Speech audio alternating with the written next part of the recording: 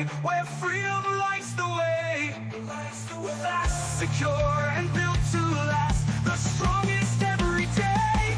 From the seas to the farmlands, to the mountains capped with snow, Bitcoin Cash connects the world and helps our future grow. Yes, Bitcoin Cash connects us all and helps our future grow.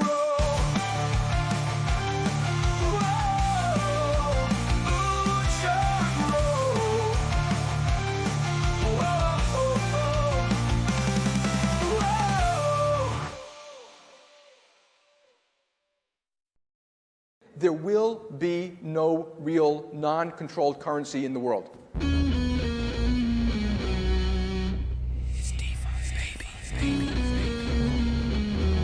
coming for you, banks. Listening to different podcasts, like in a whole different reality, which they think completely different things about Bitcoin. They have got my money in their banking system. I should be able to access it, right? Our Player is live. There's a good number of fucking, like, pretty smart Bcashers.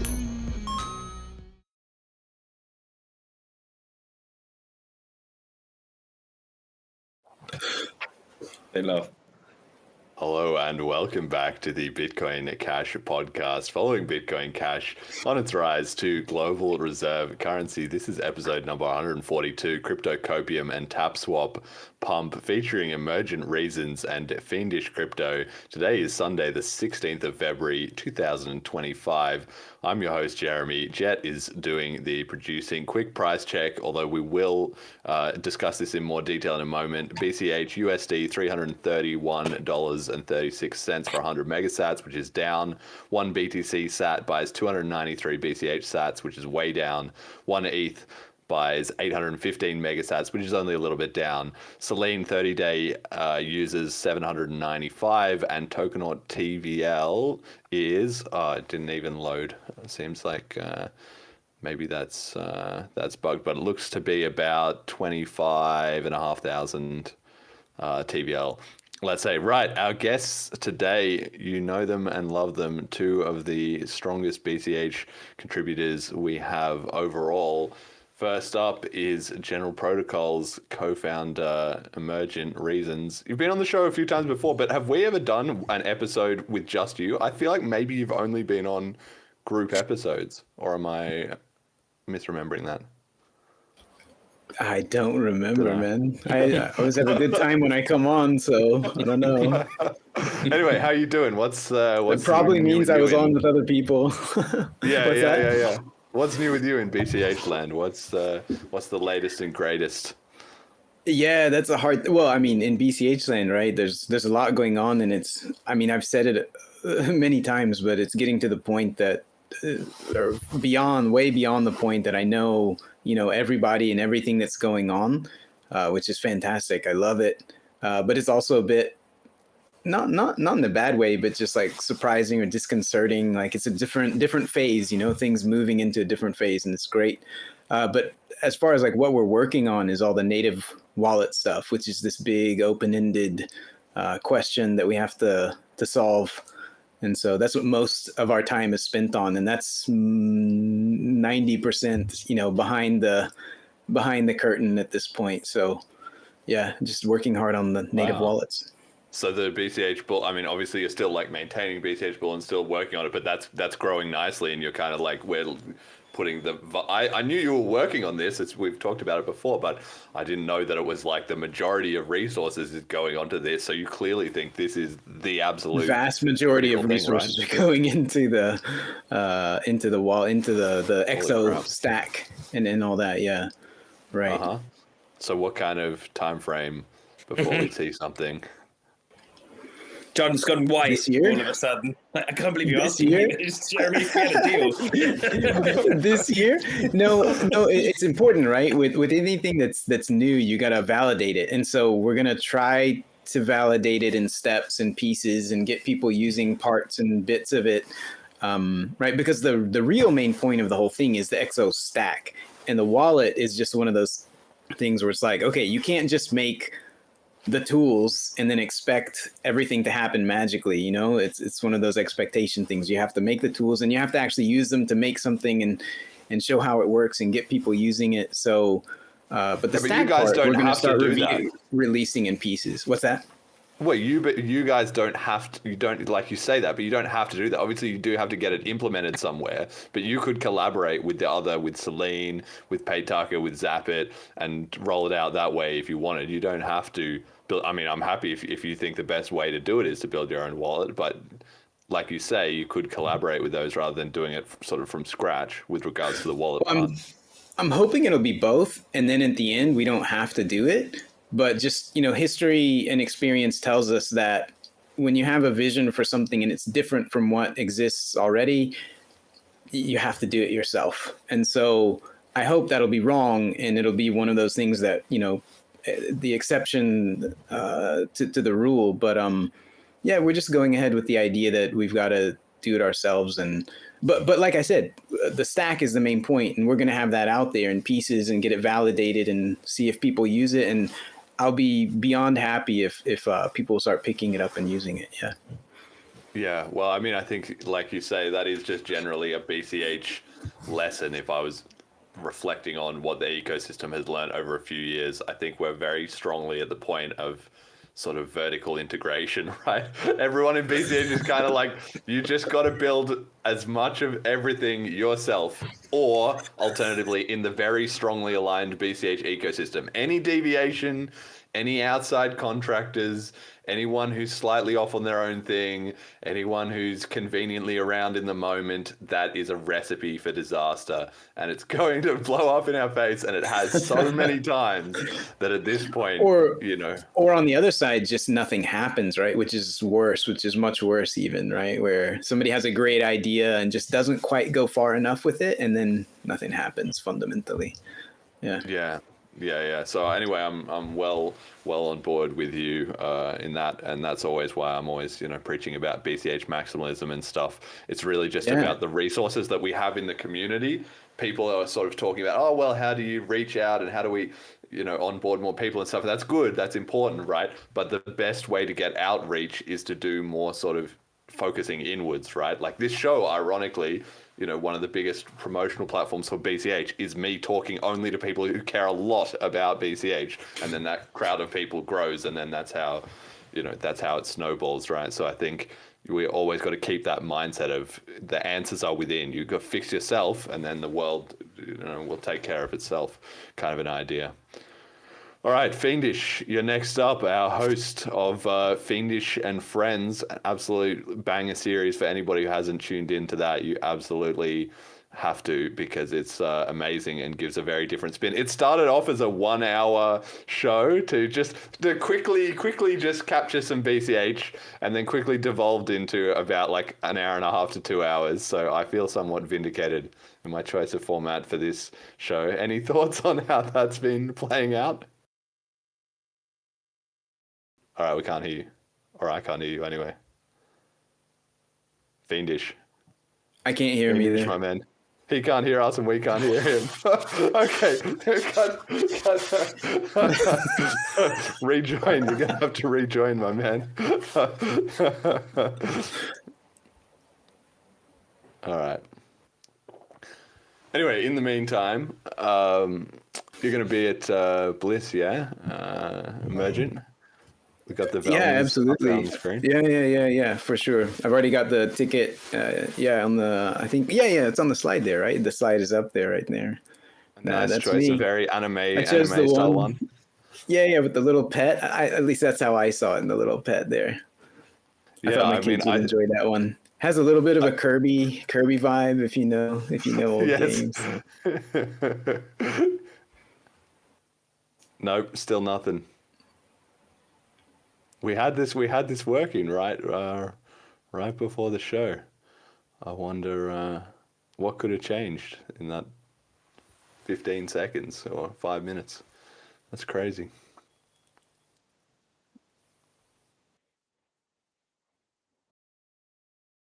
Yeah.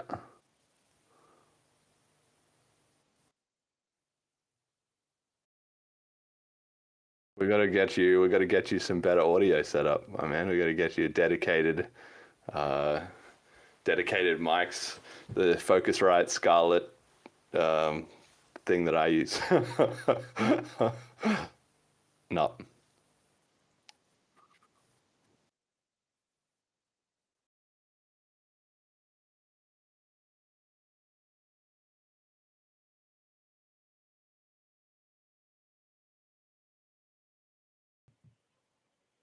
So in the Someone with your meantime, headphones on that the we previously had there. Yeah. on the native wallet topic, we've been doing a lot of work on that in the background. Like I was saying, most of our resources going into that.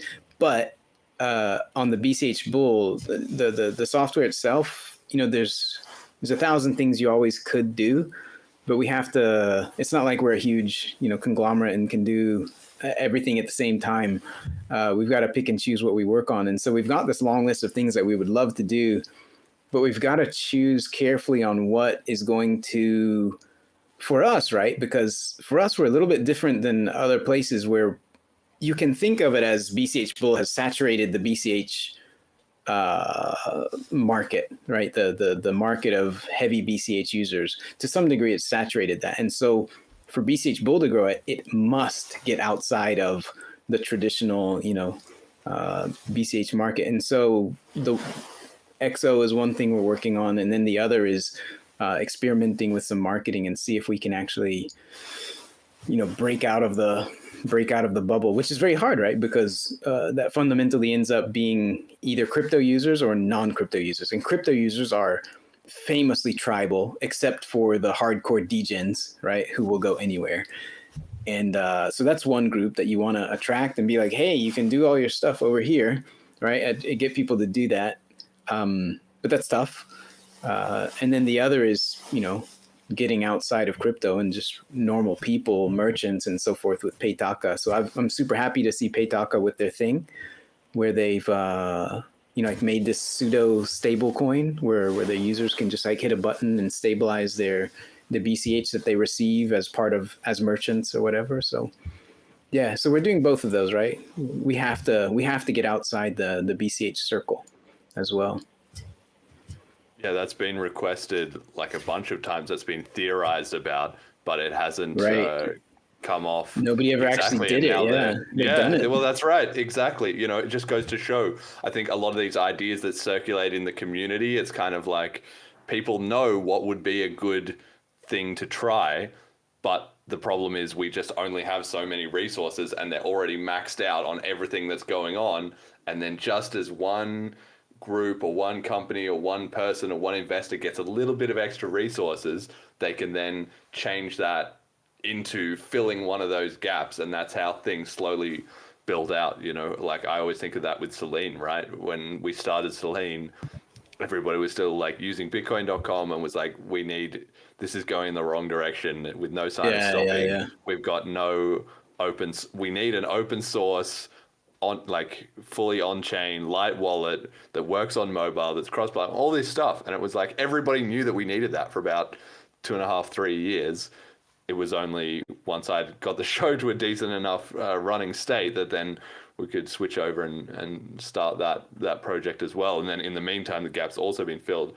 Yeah, with Paytaka, Cash and Eyes came up as well, specifically for the cash token stuff, but it's kind of also solved that same problem. So the gaps get filled. It just takes longer than people expect, I think, sometimes. And it's even more than the gaps getting filled, right? It's entrepreneurs hey guys, doing experiments in places that don't necessarily exist already. Thank you, sir.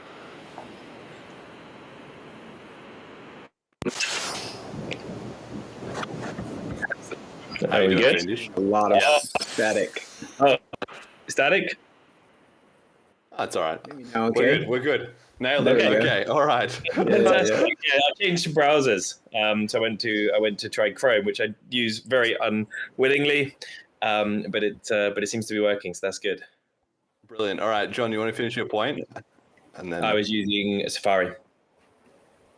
Yeah. Let me finish the point because it's an important one. It's not just filling in gaps, but it's if you had a centralized company, like for example, General Protocols, and we have limited resources and we choose certain things to work on, and those match our vision, our resources, our strengths, and our weaknesses, whatever. Those make sense for us. But the great thing about the decentralized ecosystem is, Paytaka has very different strengths and weaknesses, and they're doing something completely different that I would never do because they're very good at what they do. And then Zapit is doing something completely different also, right? They've gotten into mobile gaming and making people gamifying things. And then, what you're doing is another thing that's also very useful, extremely useful for onboarding and so forth. So yeah, it's all these people that are doing things that make sense for them and that wouldn't make sense for others. And you wouldn't get if you were approaching this as like a foundation, deciding what to do, you wouldn't get the same results. So I don't know. I love seeing it. Yeah, that kind of organic decentralization, which is really at a base level is just what an economy is. An economy is just people in different situations producing the thing that makes sense for them to produce, right? So except for us, we have this additional alignment, right? Where we like to see the success of others as opposed to being indifferent or even like heavily competitive. We love to see the success of other people in the space, even if they're pseudo competitive, right? Yeah, and I mean, it's true now because the BCH scene can grow and then that just benefits everyone. But the beautiful thing is the whole point of Bitcoin is that it will even be true once we're the global reserve currency because everyone will be pouring their economic power straight into the 21 million that everyone else is invested in. So that's not going away anytime soon. It just changes from... Well, it's already there. It will still forever be the case that we're all working on the 21 million. And then at the start, we also have that additional incentive, which is growing the pie is better than, competing for bigger slices of it, right? Yeah. Okay, Fiendish. Anybody want to take a bet if Fiendish's mic is still working? Oh, it's still working. Confirm that before I start speaking and look like I'm just dancing. So tell us, Fiendish and Friends, how's that been going? Yeah, what I was saying to you is it's still an hour format, Jamie. So I didn't know what you were saying there about being 2 hours long. It's still an hour. It just takes sometimes, it's an hour, but sometimes it goes a little bit over, just today. An hour star. Even the edited versions are a little long. Yeah. So at the start, the Fiendish and Friends concept. So just a little background to this. This is the Fiendish and Friends idea was something that I thought of very early in 2024. And it was actually originally wanted to be filmed. Set up a small studio in my house for it. But with all the thoughts that were going on, I was like, oh Jesus, I'm never actually going to get this launched. So let's just get it out there and get it done. And I thought about the format, and I really wanted to offer something different to what you're offering. So something a bit more bite-sized, something that they were sort of dealing with more the high level, dipping into a little bit, but something that someone could listen to on their way to work or on the commute or something. But in the end, as we quickly discovered, if you wanted to deliver some news in there too, and also have a couple of speakers, it's just not enough time to delve into the sort of interesting questions that come along to it. So it's expanded a little bit. So now I guess it's probably on average about 1 hour and a half. I think it's going well. The thing is, at the moment, still Fiendish and Friends is very much an internal thing. So I agree with you, Jeremy. The community, it's really good having these activities that are really designed for the community, and I think that's a very valid point.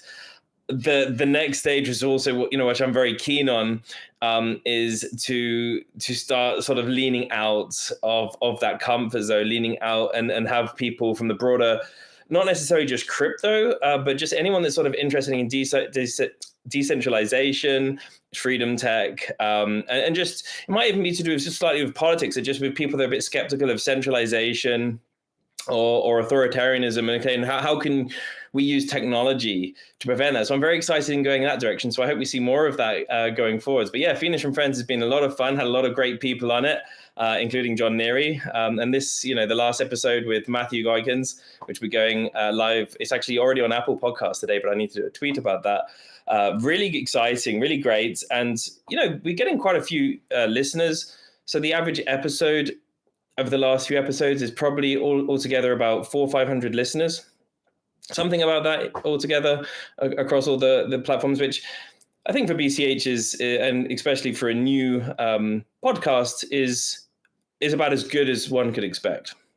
Yeah, no, it's been going incredibly well, and I have to say thank you both to you and to Emergent for doing the GP spaces, because in doing that, it serves two really important functions for me. First is that it gives me some stuff to listen to that is not just, like my own show, which I do listen to as well.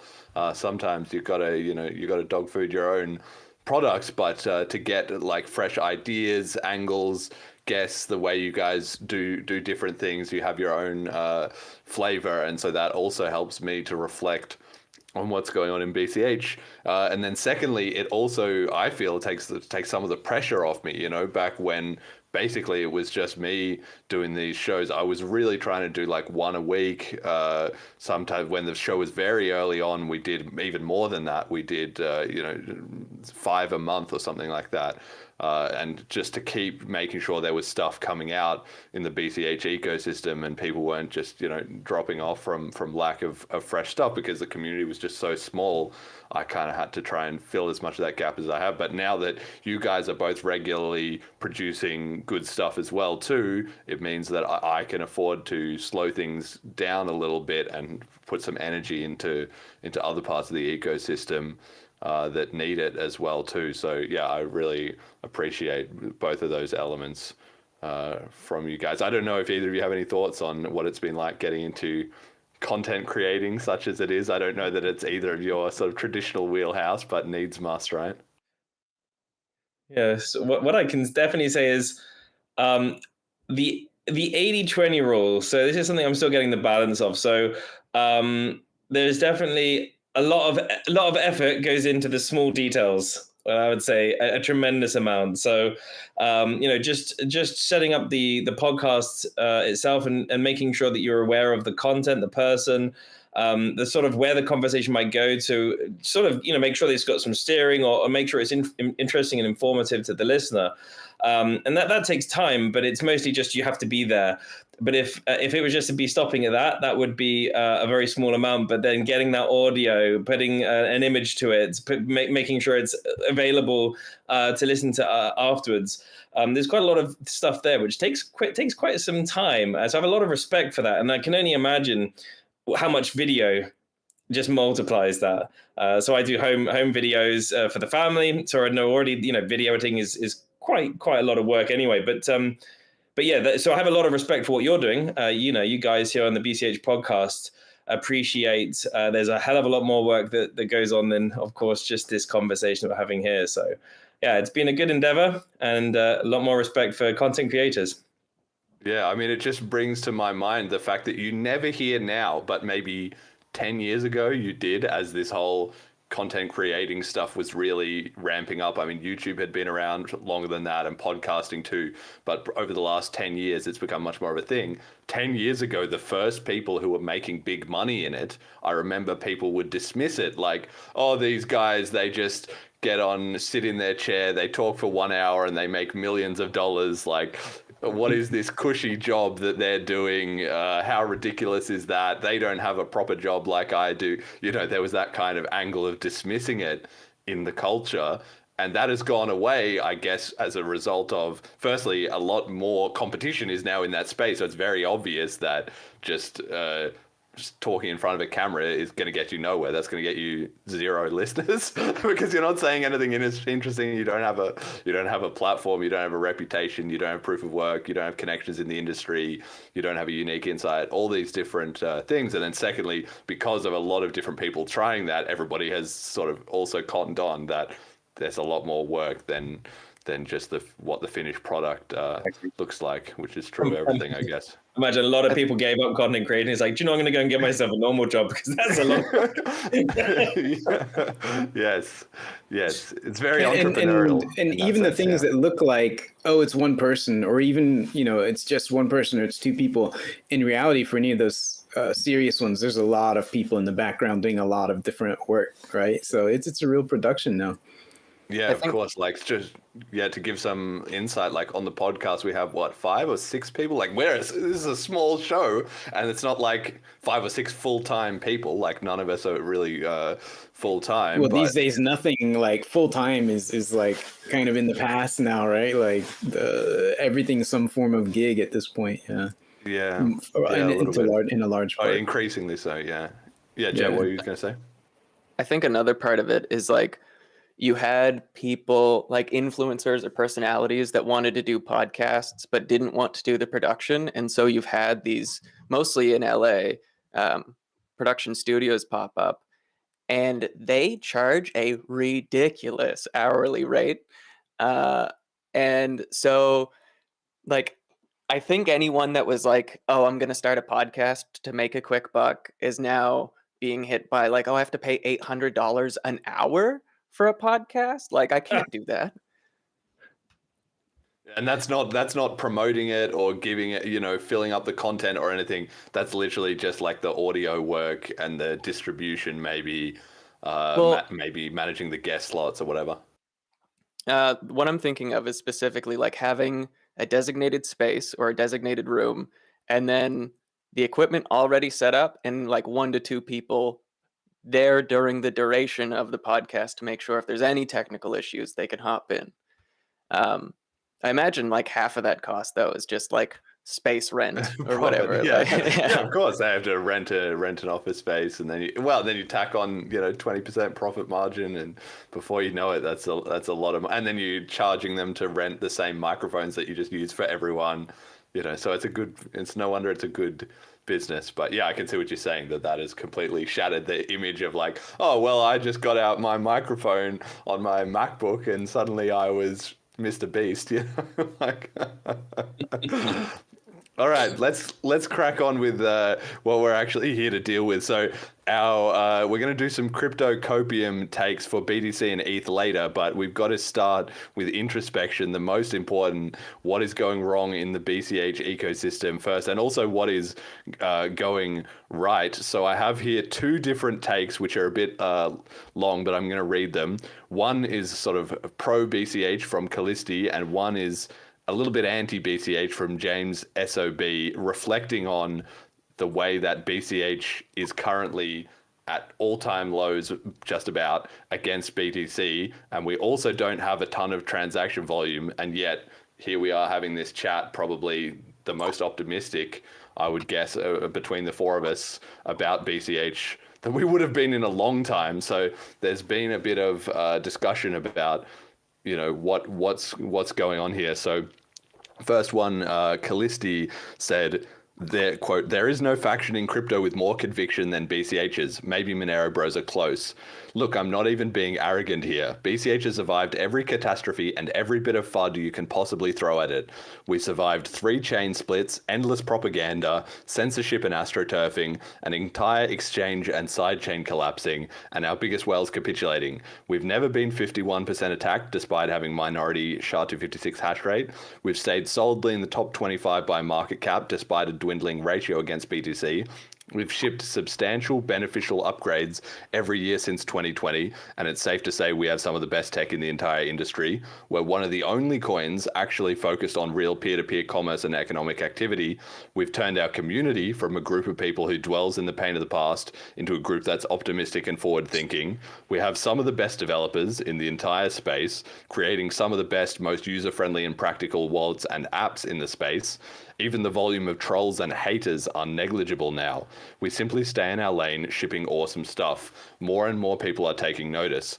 The only argument left against BCH is a price/hash chart and a transaction volume graph. Don't worry, we're working on those too, smiley face. There's never been a better time to get into BCH than today. Don't sleep on us, green heart, end quote. So that's kind of, I would say, the BCH optimist position pretty well summarized, and this post obviously did ring true because it got a lot of circulation and views, like over 10,000, which is not like unheard of, but for an account of Callisti's size, that's definitely a top performing post.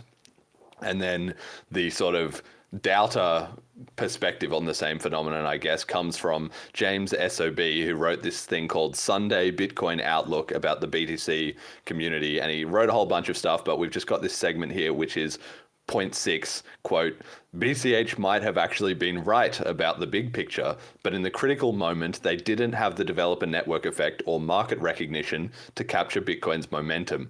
Even if they were right, and are still right, about some major conceptual issues for Bitcoin scaling, the ship has sailed. I hope I'm wrong on this, but BCH's market share will remain fringe, despite being probably the most faithful continuation of what Bitcoin was actually supposed to be. In the same way that early internet pioneers thought we'd all be running easy-to-use SMTP servers, but instead we converged on the more dystopic outcome of all mostly submitting to Gmail's walled garden. End quote. So that's kind of two takes on the same thing. And Fiendish, you and I had been discussing actually this week. You were actually obviously having a bit of a bad day, and you were clearly like stressed about the price hitting a new all-time low. But I wasn't stressed because I think maybe we were seeing it from these two different angles roughly. I was thinking, look at all the things that are going right in the BCH community. We've fixed all these problems, and now we can sort of get around to price and transaction, count as like those were problems, but we just never had the bandwidth to solve them before now. And then I felt like you also, because, you can make your own comment, but you were sort of notably under stress. And sometimes that brings out the truth, is that you were kind of like, look, these are key metrics, and we're still underperforming on them, so we've got to be doing something wrong. And I feel like that is also a valid take. Are we doing the wrong thing? Well, if we're not getting the results we want, then clearly yes. And then it's a question of which metrics do you look at, and how do you figure out what's the right or the wrong results. So I'm going to start with you on what do you make of these two kind of contrasting opinions here? Yeah, so first of all, I'd like to say that I wasn't stressed. It was talking about this disappointment that there's, it's a topic that we didn't really want to discuss at that point. Yes. But at that particular point, there is several people that I know who have been into the ecosystem for several years who are looking at this data, the KPIs, the key performance indicators of what direction Bitcoin Cash is going in. And of course, we have insights. Deeper insights into what's going on into the community, and what the development that's happening, the building that's happening, the optimism, and why we are much more certain that Bitcoin Cash's future looks positive. But for anyone that's not within the ecosystem, all of the metrics that are visible, it doesn't paint that picture. This is my point, is that how to change that. So, and this is something that I think is very interesting. Just taking up the one point, which is the transactions. So Callisti's post is fantastic. And I think Callisti very often hits it on the head, a very optimistic but pragmatic, realistic take on things. And I really appreciate his, I don't think I've really ever read him where I've been like, that's a really bad take ever. Quite often is the complete opposite. But just looking at now, so Bitcoin is currently worth, close to 300 times more than BCH roughly. And the question is, what's driving that? And if you were to say, well, it's money, which some BTCs still say, okay, it's money.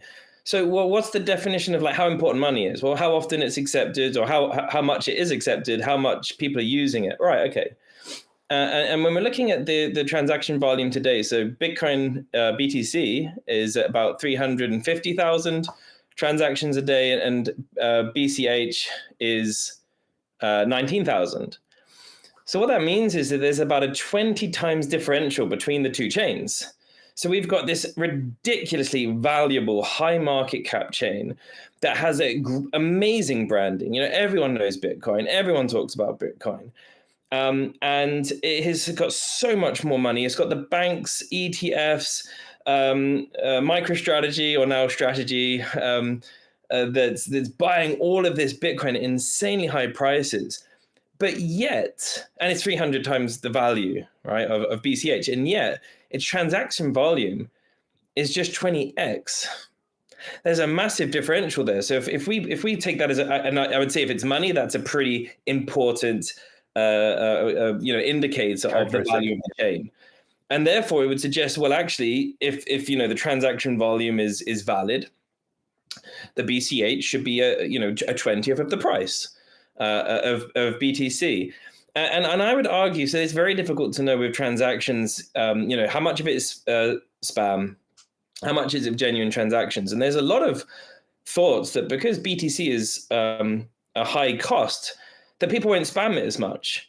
And I would actually disagree with this assumption. It might be correct, but I disagree with it on the fact that there is a lot of incentives for the BTC network to keep the blocks full because there's the fee market. So why wouldn't miners pack in their blocks with transactions to themselves? Either they clear the transaction and it doesn't cost them anything, they get the block reward, or they don't mine the block. Okay, nothing lost. And for me, there's a lot of suggestions that suggest this, whereas on BCH, no one cares about this. They're going to use BCH because they want to, or maybe they're using Cash Fusion for extra privacy or something like that. But there's no real reason to be doing this or for miners to be playing this game. So I could imagine the Bitcoin Cash's transactions are more realistic and the BTCs are stuffed, in which case that 20 differential could actually be a factor of 10, maybe, of actual real economical usage. Could be. Is that, of course, it's assumptions. We have to make some assumptions with the transactional data. But there's a lot of signal here that actually the difference between BTC and BCH's usage is within a spitting distance. It's an order of magnitude. And so therefore the idea that taking James Obb, his point of view, that the horse is already bolted. Why? That would be my question. Based on what grounds is that the case? So I think that Bitcoin Cash and the usage of cryptocurrencies as decentralized payment networks, we haven't even started. How do we break like, because when you say that, okay, let's say there's 20x the amount of transactions and 300x the price. I agree with you. Maybe it's actually more like 10x the transactions if you do peer-to-peer payments between two people. That's being a little bit, that's a little bit of sleight of hand, basically, because there's no way to say, oh, okay, well, if somebody's minting a rune on BTC, which is currently like half the transaction volume, that's any less valid than somebody making a cash token thing. So we're playing into ourselves a bit, to make that. But the point is that we don't know, and where it actually is, it can vary widely. And this is a thing, we don't have concrete information, so we shouldn't make too many assumptions. Or BTC has, so many more transactions than BCH. Like, well, yes. No, it doesn't. It doesn't. I agree with you. But then what that means is that the rest of the price differential is made up by things like the network effect, the branding, the liquidity on exchanges, the hash rate, which is related to the price in a bit of a self-fulfilling prophecy, the confidence and perceived sort of Lindy effect, where BTC and BCH both have Lindy since 2009, and BCH arguably has more because it's been under more stress during that time period. But on the other way around, people kind of think of BCH as coming from 2017, right?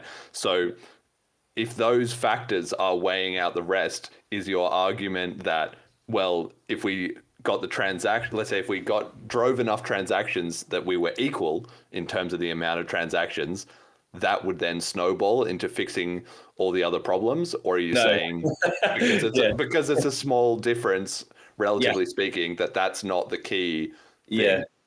Yeah, I think this is a great question. So I've seen this comment even by really old, original OG Bitcoiners that use Cash Fusion, generate lots of transactions. And I couldn't disagree with this more. We could have more transactions and it wouldn't affect the price. And, we could objectively look at this data just to look at BSV, right? So one doesn't lead to the other. Now, if it's genuine economical activity, and of course, how do you measure that? It's very difficult, but we all know what it means. Like, are people actually going to shops and spending their Bitcoin Cash? Are people actually accepting it? Then yes, the transaction, a higher transaction volume would lead to a higher price, but not because the transactions are higher. It's because it's being actually used more in the real economy. And this is the crux, I think. And thinking, like you mentioned several points there, and I'd like to break those down also at Bliss a little bit. It's like, how do we succeed there?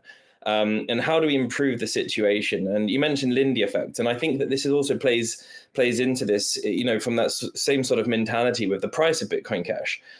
The main driving force, I believe, in my opinion, of BTC today is the fact it's got a long history of overall price increase.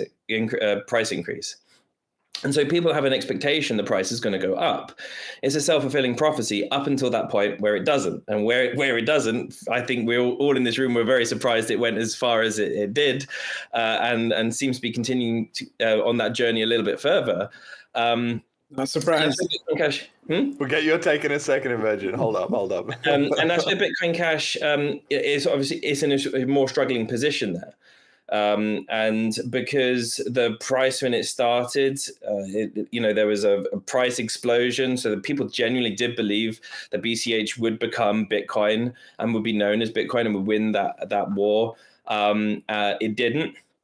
And the price came down, and then looking over the many points over the last sort of 3 or 4 years, the price has been sort of in a sort of a range. And so when people are buying Bitcoin Cash, people wouldn't be, if you had the choice between Bitcoin Cash and BTC, if you're just doing it for financial gains and purchasing power gains, it would be a very hard sell. And so this is why, when seeing the ratio between BTC and BCH, because I see this is a very easy win, because when the ratio between BCH and BTC turns positive, and there's BCH is growing at a higher percentage in its purchasing power per year, then all of a sudden there'd be very few reasons why people wouldn't buy into it, who are buying it for that reason. All the people that are buying in BTC, of course they would, if they knew they could make more gains in something else and they were guaranteed that, or not guaranteed, but really, there was a good indicator that would be the case, they would sell and they would buy BCH. But of course, how do you drive that price increase? And that's all the stuff why we're so excited about Bitcoin Cash, because we're seeing all the projects that are happening, and we're seeing all the development that's happening, and people trying to create actual real value. So the reason why people want to go and buy BCH so they can actually use these products, use these apps. And I'll let John speak, but and we can come back to this maybe. And I think it's multi-pronged, because we've done it a few times in the Bitcoin Cash community, is encouraging people to take their BCH off the exchanges and keep it in self-custody. But it's very often a sort of a one-time thing, and then it fades out. And I want to try and bring this back again as just a rhythmical, continuous thing. And I need to think about how best to do this, but just to really reinforce it in people's heads. You go to an exchange, you put your fiat on there, or whatever token you've got, or whatever crypto, and you want to buy BCH, you buy your BCH, and you take it off into self-custody. Because I'm also quite convinced that if we got, of course, if we got everyone to do this, which is a wild, that's the dream world. But if you did, then any of the shenanigans that might be going on, such as naked shorting, would go away. Because if the price goes down, you buy your BCH, you try and withdraw. If the exchange doesn't have that BCH, then they have to buy it from somewhere. The price has to go up, or the exchange has to go bust. One of the two. Yeah, well, I want to hear Emergent take, but there's a lot of scope for us to figure out, like, what if we did, we do the upgrade on May 15th? What if we made it on the 15th? People are buying and selling BCH all the time, right? But what if we just made it a community meme that every month on the 15th, that was the day that you, buy in from your fiat or swap some of your paycheck, or you try and, whatever you're doing, you do more DeFi activity on that day. And we started to make, every month on the 15th, there was, a huge hit of self-custody transactions being withdrawn from exchanges. And we started to make that, sort of like a rhythmic pulse. If we could make it popular and big enough, especially with people who actually withdraw into self-custody, would we start seeing ripples in the exchange? We can even do it publicly. We can be loud about it, because if the exchanges figure it out, and they have to either notice it, or if they have to start responding to it, then that kind of proves that point, right? And it would make it even more of a thing. The price would, basically what you would expect is, even if you were to announce it, the price would always peak on slope on up towards that point, and then it would come down again. And the more that you can show that this is true, and this is why I think it's a great idea, because the more you can show any sort of truth to that statement over multiple months, you can say hey, we've got proof that this is happening, which encourages even more people to join in.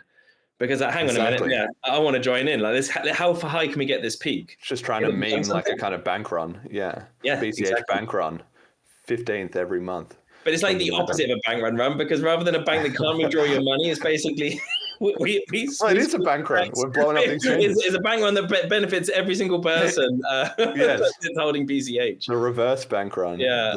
So the Knab run. And I think we can do a lot more here, because I think even if we had all the apps in the world, if we do have naked shorting, which there must be, why wouldn't there be? Because it's really unregulated still today compared to the financial markets. Why wouldn't people be short selling? I'm pretty sure Binance are very highly likely short selling, because they're disclosing all of their crypto assets, their BTC and on chain, and it's all provable, but not Bitcoin Cash because of some technical challenges, right? Very, very, very dubious, right? It's just a UTXO chain. This is very similar to BTC. Press X for doubt on that one. Okay, Emergent. What's there's a lot of things floating around here, but give us your take on it. There is a lot. I won't be as eloquent as Fiendish here, but you guys covered some of the important points. I'd like to reframe a little bit about the KPIs. It's a famous mistake to use the wrong KPIs. You get what you measure. You measure the wrong thing, you're going to get the wrong thing. And so, just like you were saying, are these the right things to measure? What are the right things to measure? And then in marketing and product development, there's leading indicators and there's lagging indicators. In price, for BTC, as you said, like that is exactly what BTC has done. It's the thing where the price goes up. That's really fundamentally what BTC is. And that's not fundamentally the thing that BCH is, although that would be helpful if it was, right? But it's not. And so the KPI for BTC and the KPIs for BCH are very different things. And it's one of those things where the people who know what's going on in BTC, Saylor, whatever you think about him, he understands what BTC is, and he understands what the real value of it is, which is not what the maxis often think it is. Saylor and BlackRock and those guys, they understand that BTC is a number go up thing. But when you look at BCH, you can't apply the same measures and think, oh, well, that's a leading indicator. It's totally the tail wagging the dog, and you're looking at the wrong thing and you're getting things in the wrong order, right? Because we're actually proposing to, hey, let's make this the chain that is used by millions and millions of people, eventually billions of people. And, that usage and utility is going to be the foundation of the value. These are two different things. So you have to measure them differently. But the other parts that you were saying about, getting people to take money off and that kind of thing, I was about to jump in and call Copium on you guys until the last moment, because what you were talking about was the very bad habit that people have had since forever, which is thinking about what people should do, which is a huge mistake to think about what people should do. You have to look at what they actually do and what you can influence them to do, perhaps. But the last thing that you said there kind of redeemed it, because you said, let's make it a game. Let's try to gamify this thing and let's turn it into a fun thing where it, causes something to happen, makes a social phenomenon of some kind. That's a valid thing, right? That's fundamentally a product right there, that kind of event. And so that would be something meaningful. But just being like, hey, people should take their money off exchanges. No, because a lot of those transaction volume and things that BCH has are really the same as what BTC has, which is exchanges and people using centralized exchanges. That's a lot of what's going on there. It's not like it's fundamentally different between the two necessarily at a high level. So there's a lot of stuff going on BCH that's not going on BTC. But when you look at the fundamentals of where the price and so forth are driven, it's exchanges. It's 100% exchanges and centralized exchanges. So you can't, you really can't fall into the trap of saying what people should do. You got to look at what they do, and then you got to create new things and create value and have people do things, solve problems for people, right? But there are also social phenomenon that you can create that you guys were talking about, which is a solid idea. Can I just before you go on, John? Because I think what you said there is absolutely. I want to underline it and put neon writing on it, because I think that you mentioned something recently in one of the Telegram groups, which I also give 100% to. Is it's people can have opinions on things, but one has to look at the reality, like how people use the chain or what they do, or how people go about their activities. Is to not get too idealistic, I guess. I can't remember exactly how you phrase this, but it was just, I think there is quite a lot of desires of a particular outcome, and because of that, from several developers, builders, and because of that, they don't find their market. And then they're wondering why it's not happening. And I think that it's a really valid point. But as you say, gamifying it. Because then I can see the site if we have having fun. It's a community event, and you can join in or not. Yeah, this is a good way that basically we can have some fun. It works or it doesn't, but no one feels that we're being preached at again. Yeah, like I can already see the website BCH Bank Run, right, with a little counter or something like that. You go on there, it gives a countdown to the 15th across the global time zone kind of thing. It hits that, and then maybe you go on, you buy on an exchange, you withdraw, and then maybe, obviously it's voluntary, you can submit your transaction ID to prove this is, prove, right? Anybody could just go on the blockchain and just copy them in, but just to get the idea going and show, and we could have a counter of like how many people had withdrawn, from an exchange, and see like what's the highest we can pump that number on the 15th, and then have a graph to see, oh look, the price did spike, or oh no, we're making shit all difference. Like either way, it would be kind of interesting to see, right? Yeah, and there's one more thing I wanted to add, which is that it's easy to look at things in black and white and be like, it's this or that, but to a large degree, all the easy wins were gone 10 years ago, right? We lost that because of block size wars and the failure to maintain the Bitcoin name, the BTC ticker, whatever. Like that was a huge loss. Of course, we've gained in other, from loss, you gain strength and you learn lessons that you wouldn't have otherwise learned. So yeah, sure, there's some things that we learned from it, a lot of things that we learned. But my point is, where we are today, it's even more than it was in the past, a thread the needle type of thing. And you can't be like, oh, well, we can't do number go up. Like that's silly. We can't look at that. Or we can't just focus on utility or whatever. Like you can't do one thing. We're going to have to do everything right to win, to succeed, right? We're going to have utility. We're going to have number go up because people get excited about it. We're going to have social success. We're going to have businesses that grow and become profitable. We're going to have everything, and all of those things succeed to a large degree. So there's no like silver bullet that we can pick out and be like, oh, forget price, only do utility. Forget utility, all we got to do is pump fun, which we're going to talk about later, right? Like it's not just any one of those is going to make it. It's going to have to be all of them together to thread that needle. Yeah, but the point is that it's a cycle, right? And they all play into each other, right? Yes. So what we're trying to figure out here is where to, like, obviously we're doing a little bit of all of them all of the time, right? But our job here is to try and figure out what is the weakest part of the cycle right now, and then put like a critical mass onto leveling that up, and then find another part of the cycle and repeat that, right? Yeah. Yeah. It's just having that realistic, like you said, that big picture is great, but it's an easy cope to fall into, to be like, oh well, they're winning on that, and we don't need that. It's like no. We need to win on that also. We need to win on all these things. I think just going back to the numbers go up thing. So this is BTC things, not at BCH's, and this is something. So yes, in the Germans would say Jein. So yes. But of course, what is the mid to long term result of people being more interested in Bitcoin Cash, buying it and using it either as money or using it on the for apps and the software, using it for any hedge or any of the other products that are on BCH?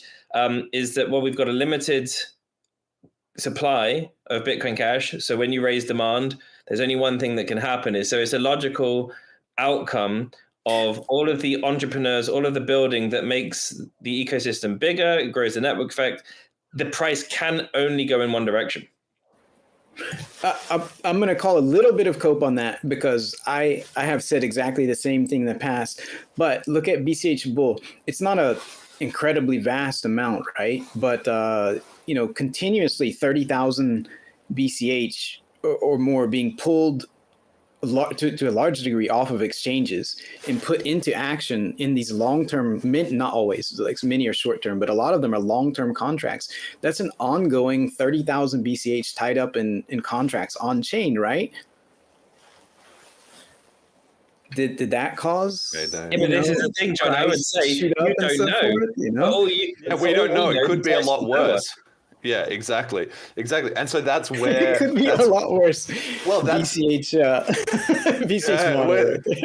we're coming full circle here, because this was on this that Imaginary said something like that on one of those episodes we did a long time ago.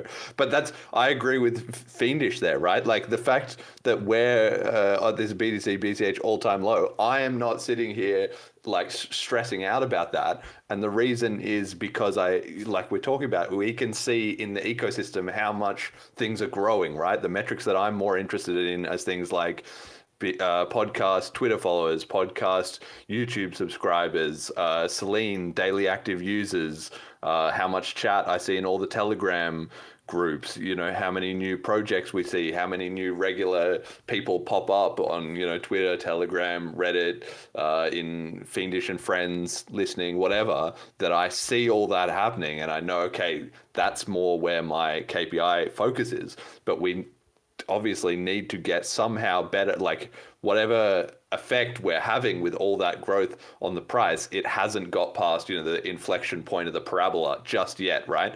So we've got to try and accelerate that more. And whether what we're currently doing is working, which I think is true. I think things are growing, things are heading in the right direction. Like, as much as we're talking about the sort of negative aspects of this, there's like Callisti's post was 85% all the things that have gone right. Those are all problems that have been fixed, and most of those over the last 2 years, probably, maybe 3 if you're being kind of generous, right?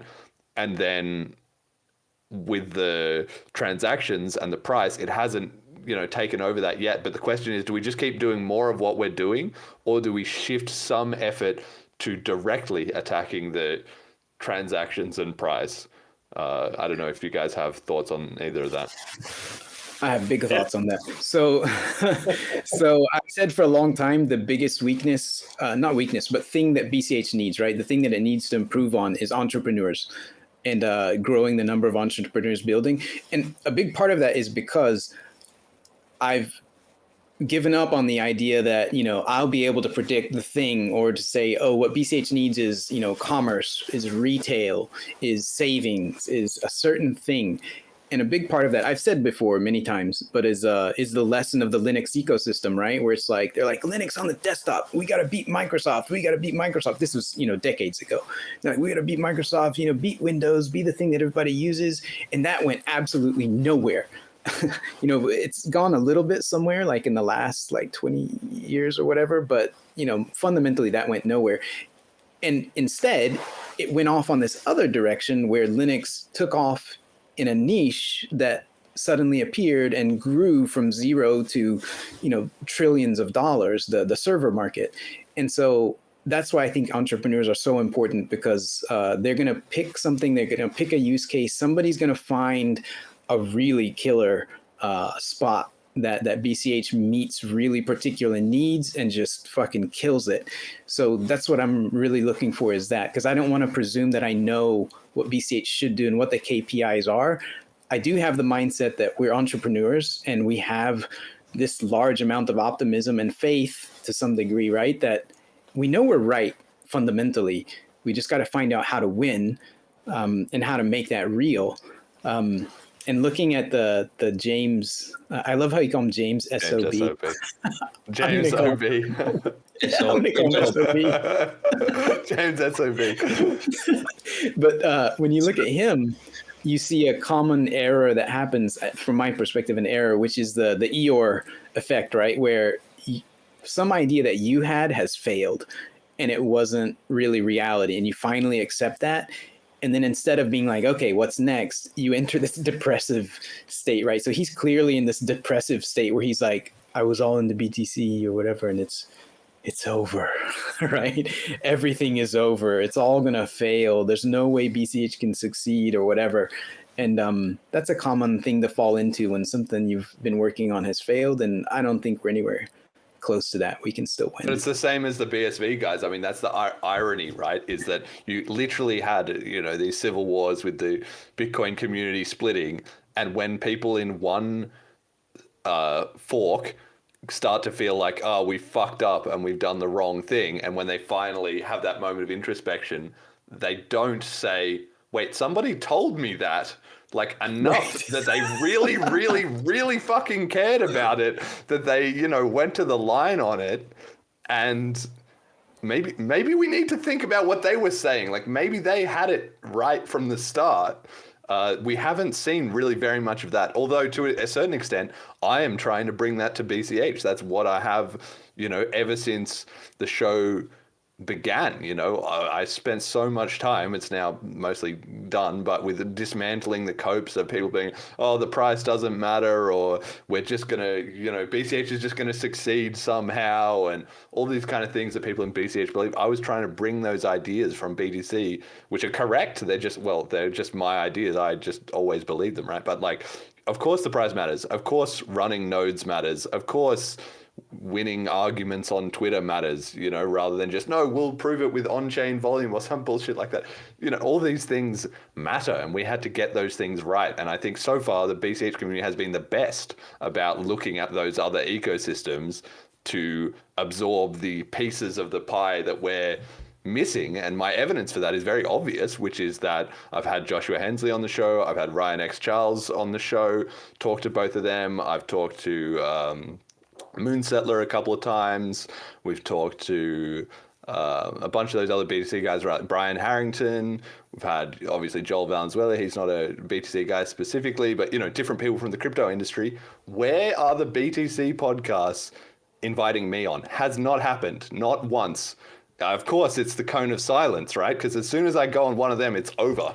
If I am on one of those shows and I just rip apart either the host or whoever they get me to debate. There was even that girl who said recently, like, oh, do you want to let's do a debate about this thing, and I said, I'll do it, but I promise you're going to have a tough time finding somebody to do it with me, because there isn't anybody who knows enough about me knows that it would be a bad idea for them to get on a stream where I wasn't hosting it, so I didn't have to kind of play nice and could just tear apart the whole like hoax and everything, right? So, but it's the same. It's not just about me though. It's about everybody. And where is the BCH community people getting invited onto other stuff? It isn't happening at all, right? So I'm kind of losing that train of thought of where I'm going with this. But the point is, it's important for us to be introspective and bring in those ideas from other chains where we're missing things, because we are. Otherwise, we would be number one and the global reserve currency. And I'm not seeing that in those other chains. So basically, Emergent's answer was no, we shouldn't directly attack price and transactions. We should focus on attracting entrepreneurs instead. And then they, as a second order effect, will fix those other things. Well, Fiendish, do you have everything? Everything. Yeah. That's just the top line for me. Yeah, everything, but that's the top one for me. So I kind of agree. I think I mostly agree, but I see it as it's really multi-prong, and I do see it as there's some things that are simultaneous. So as mentioned already, like trying to, let's make the assumption that there is a lot of short selling on BCH. So if there was to actually be a concerted effort there, and if something would be interesting, Jeremy, to actually look at, we can get something here going, with, hey, this is the day, withdraw your Bitcoin Cash, bring it home. Maybe try if there's some way of getting token rewards for doing this or participating. So there's still private. No one knows how much BCH you've got, but hey, you get to still earn some tokens to sort of show that you're doing this. I think we could gamify this, because what I think is, I'm totally aligned with John. Like, we need more entrepreneurs in BCH. We need people to create value generating enterprises that they can, that there's customers, people that are actually like, yes, this is what I'm looking for. This offers me value. This improves my life somehow, whether it's entertaining, with Pump Fund or something similar to that, or something much deeper.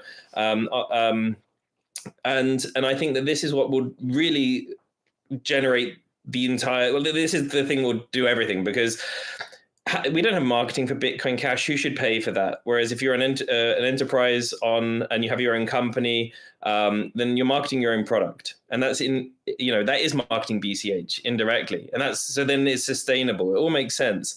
But how do you attract the entrepreneurs in the first place? This is where it's tricky, because of course, if it's not linked to BCH at all, so their product is just using the underlying technology of decentralized chain, there's loads. And how decentralized do they need to be? Maybe they can choose Solana. So it's kind of tricky to get those entrepreneurs on it. Whereas when you sort of think about, okay, I'm going to actually invest in the chain itself and be an entrepreneur. If there is signs of the price increasing because of certain actions, such as bring your BCH home, this can help that. This can help attract the sort of the entrepreneur that has been looking for, basically, because there are I know people that have invested quite a bit in chains because they do believe in the decentralized future and they want to build their business around that so that they can sort of fund their sort of their beliefs. And the reason why they don't come to BCH is because of that fear of the price action. So I don't know. I feel like you're making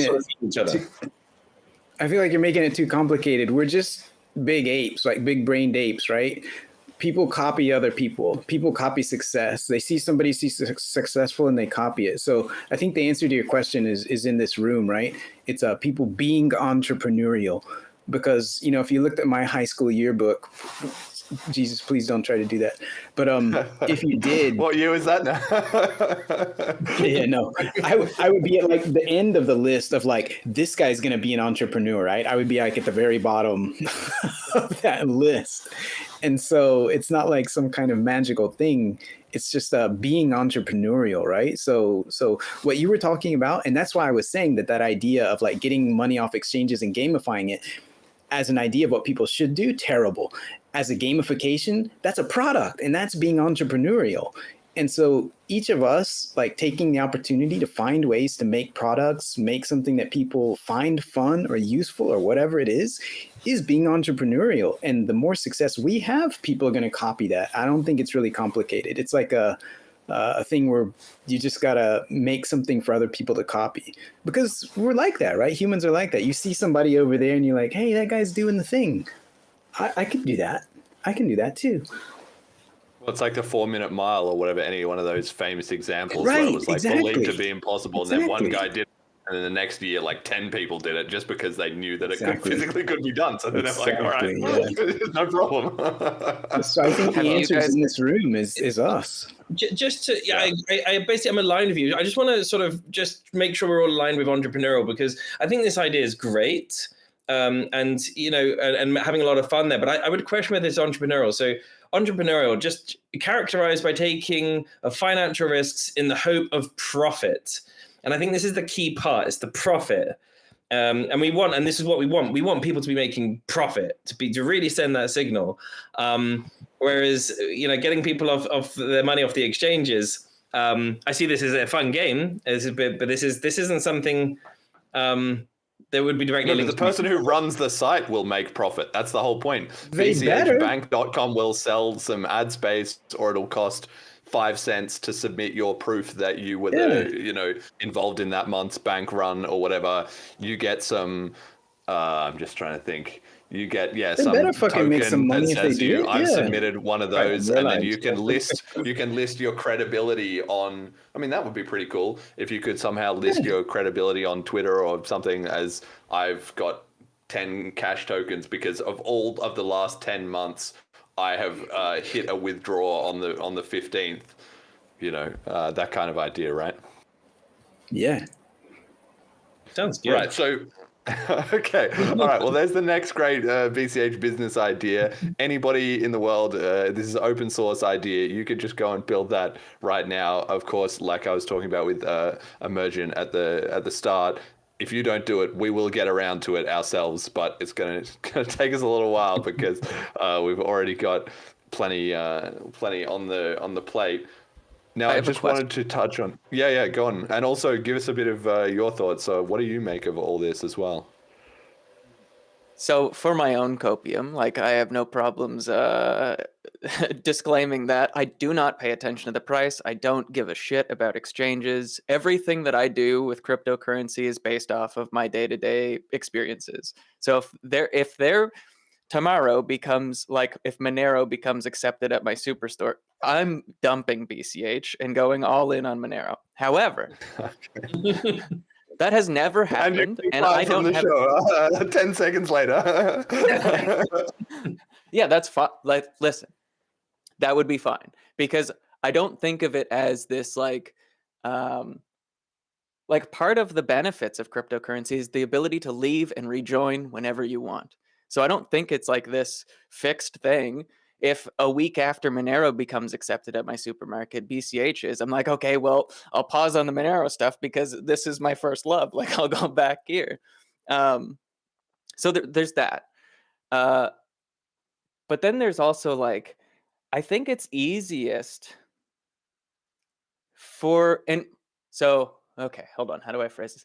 I don't really talk to average normies about cryptocurrency unless it's in the context of like a complaint, almost like I have a problem in my life. I'm complaining about taxes or the government doing XYZ thing that I don't agree with. And I'm like, well, here's a way that you can kind of opt out of their system and use it as that tool. I think price for me is like the very last thing. It's kind of nice. A couple weeks ago, I bought some dinner with BCH and then the price dumped, right? And I was like, okay, well, that's no problem. Like, I'm going to get paid in BCH and then double down on these gift cards, come back with a profit somehow. Like, so yeah, I don't know. That's that. As far as the really price think of about like price that ratio, much either. Yeah. yeah, I just don't. Well, really care. I think of it in terms of like what Fiendish was saying, that business and entrepreneurialism is about profit. And that's the whole, like, not the whole point, but that's one of the elements of this show, right? Is that I created it to demonstrate, like BCH Bull has, that I am making money. Even if the price of BCH is going down, I'm making money. Why? Because people donate to the show. So it doesn't matter how much the price goes down. If BCH is still flowing in, that is my profit. Because if I couldn't make those donations doing, if I didn't do the show, I wouldn't make that money, right? So it's still a net profit basically for me, as long as though, like they say, Chinese Zhuang Chen, it's like money has to flow, it's not really about how much money you have in the bank. It's about your weekly income versus your weekly expenses. Really rich people aren't the ones who have, well, they are, of course, the ones who have $10 billion in the bank, but they didn't get there by saving like $1 at a time. They got it because they have this huge inflow of income and also a huge outflow of expenses, like a river running through their life the whole time, because they have to fund all these different things that generated them the income in the first place, right? So that's where I think of profit. And so I talked about this on Twitter a bit, and I wanted to get your takes, Fiendish. We were discussing this as well too, with regards to, like, I had the idea, well, not I didn't have this, but for a wrapped BTC, right?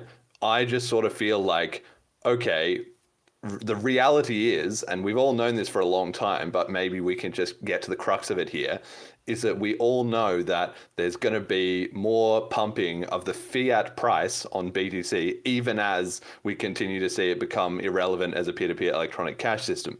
Now, given that we know that, and that I'm even willing to put some money on that, but also I don't have any interest in buying BTC because I know it's a scam. I don't want to be involved in that. So if we give the better ways for the BCH community to just, hold some wrapped BTC, which you can either do like Moria USD, or you can do it with the, cash tokenized version of any hedge contracts. We already have today those two things.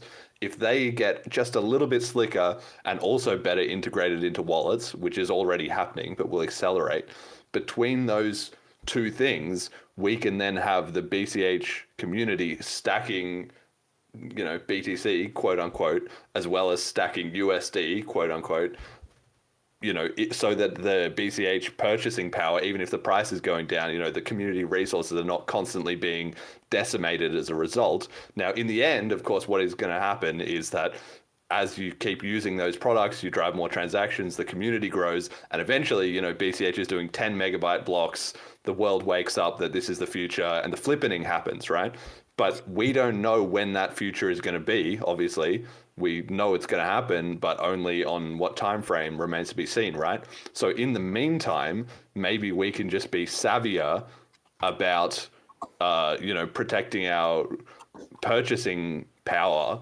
Because when we were discussing, you said to me like, oh, the price hasn't done as well as you said, and etc. And I was kind of like trying to defend myself, like, no, on this show we did we've done it even twice, maybe, the bear market survival strategy, how to DCA, how to diversify your assets, etc., etc. I don't think people should just be all in on BCH unless they very specifically, know what they're doing and their life circumstances accommodate that. And maybe we can just be better about the messaging for that. And again, it comes to profit. If people are holding 20% of their BCH wealth as a wrapped BTC and 20% as a wrapped USD, then even as the BCH price declines, or ratio declines, which is likely to do because of how much stuff is used to prop up BTC, will still kind of stay in the game that way. I don't know. This is just another line of thought. What do you think about all that?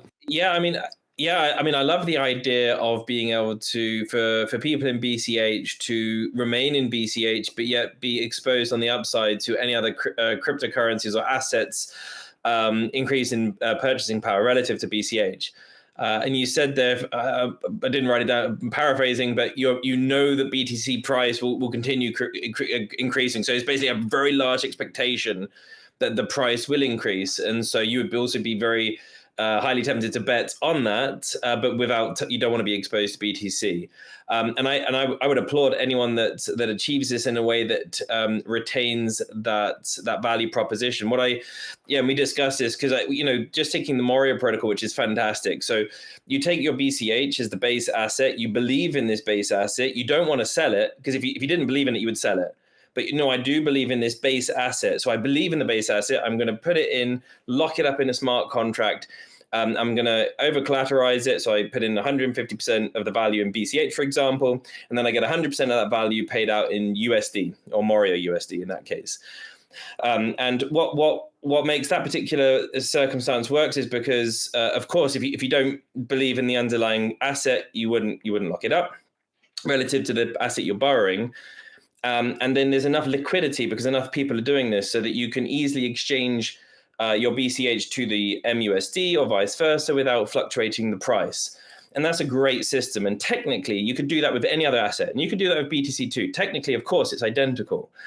But where I see challenges there is just the simple fact that, your thoughts here on BTC's price will mimic the vast majority of people out there. And it certainly will mimic anyone in BTC. So that means, okay, a BTC, they can't come and buy the MBTC token, so the tokenized BTC. But they can buy it. But someone needs to basically take their BCH collateral and lock it in. But for me, that's an odd proposition, because I've got now my BCH. I don't want to sell it, but I'm going to swap it for something that I believe the price is going to go up. But that doesn't make sense. You wouldn't do that. You would sell it and buy BTC. So the incentive for someone to put it, what you would have to have is the only one that would collateralize their BCH is people that genuinely believe that in the time that they collateralize their BCH and get the token out, that the price of BTC relative to BCH will fall. Okay. Yes. And how many people will do that? My guessing is it'll be a very small pool of people, which means you'll have very, very low liquidity, which will mean holding the peg will be very challenging. And the risk of liquidation is high. And I think the Any Hedge does a much better example of this, because the liquidity can be very low, but the premium solves this because, okay, no one wants to take the other side, but then you have to pay a premium. For me, this is a much more stable thing, I think, than a BTC coin, because I think you're going to have massive liquidity issues there. But then the issue with Any Hedge, BCH Bull, to attract people from BTC is of course there's premiums, because lots of people are betting that the price of BTC will go up, higher than BCH. They're not though, actually. On BCH Bull, if you look on the ratio, almost always you can get paid to short BCH, BTC, or whichever way it is. If you're betting that BTC is going to outperform BCH on BCH Bull, most of the time you will get paid. You've got a negative premium. Most of the time, I've followed this for months, years. I'm sure that's the case. Then I would say then it's already sold. Exactly. That is what I was trying to tell you. So many BCH. Because BCHs are so bullish, basically. But BCH is so bullish, yeah. But and if those same bulls, BCHbull.com. Yes. If those same bulls, were to go in and create a stable coin, and people could just buy this stable coin, and they didn't have. But then again, why would I get the stablecoin when I can go to BCH Bull and be paid premium? Well, but that's the thing. Well, it might be more convenient, right? So I just want to address these two separately. So on the BCH Bull side, that's where the missing part is the tokenization, right? And again, this is something we'll see when it comes. But basically, somebody makes the contract, and then that emits an NFT, or maybe even a series of NFTs, or a series of fungible tokens, even that are like 0.1 BTC allocations or whatever, and then you can just trade those around, right?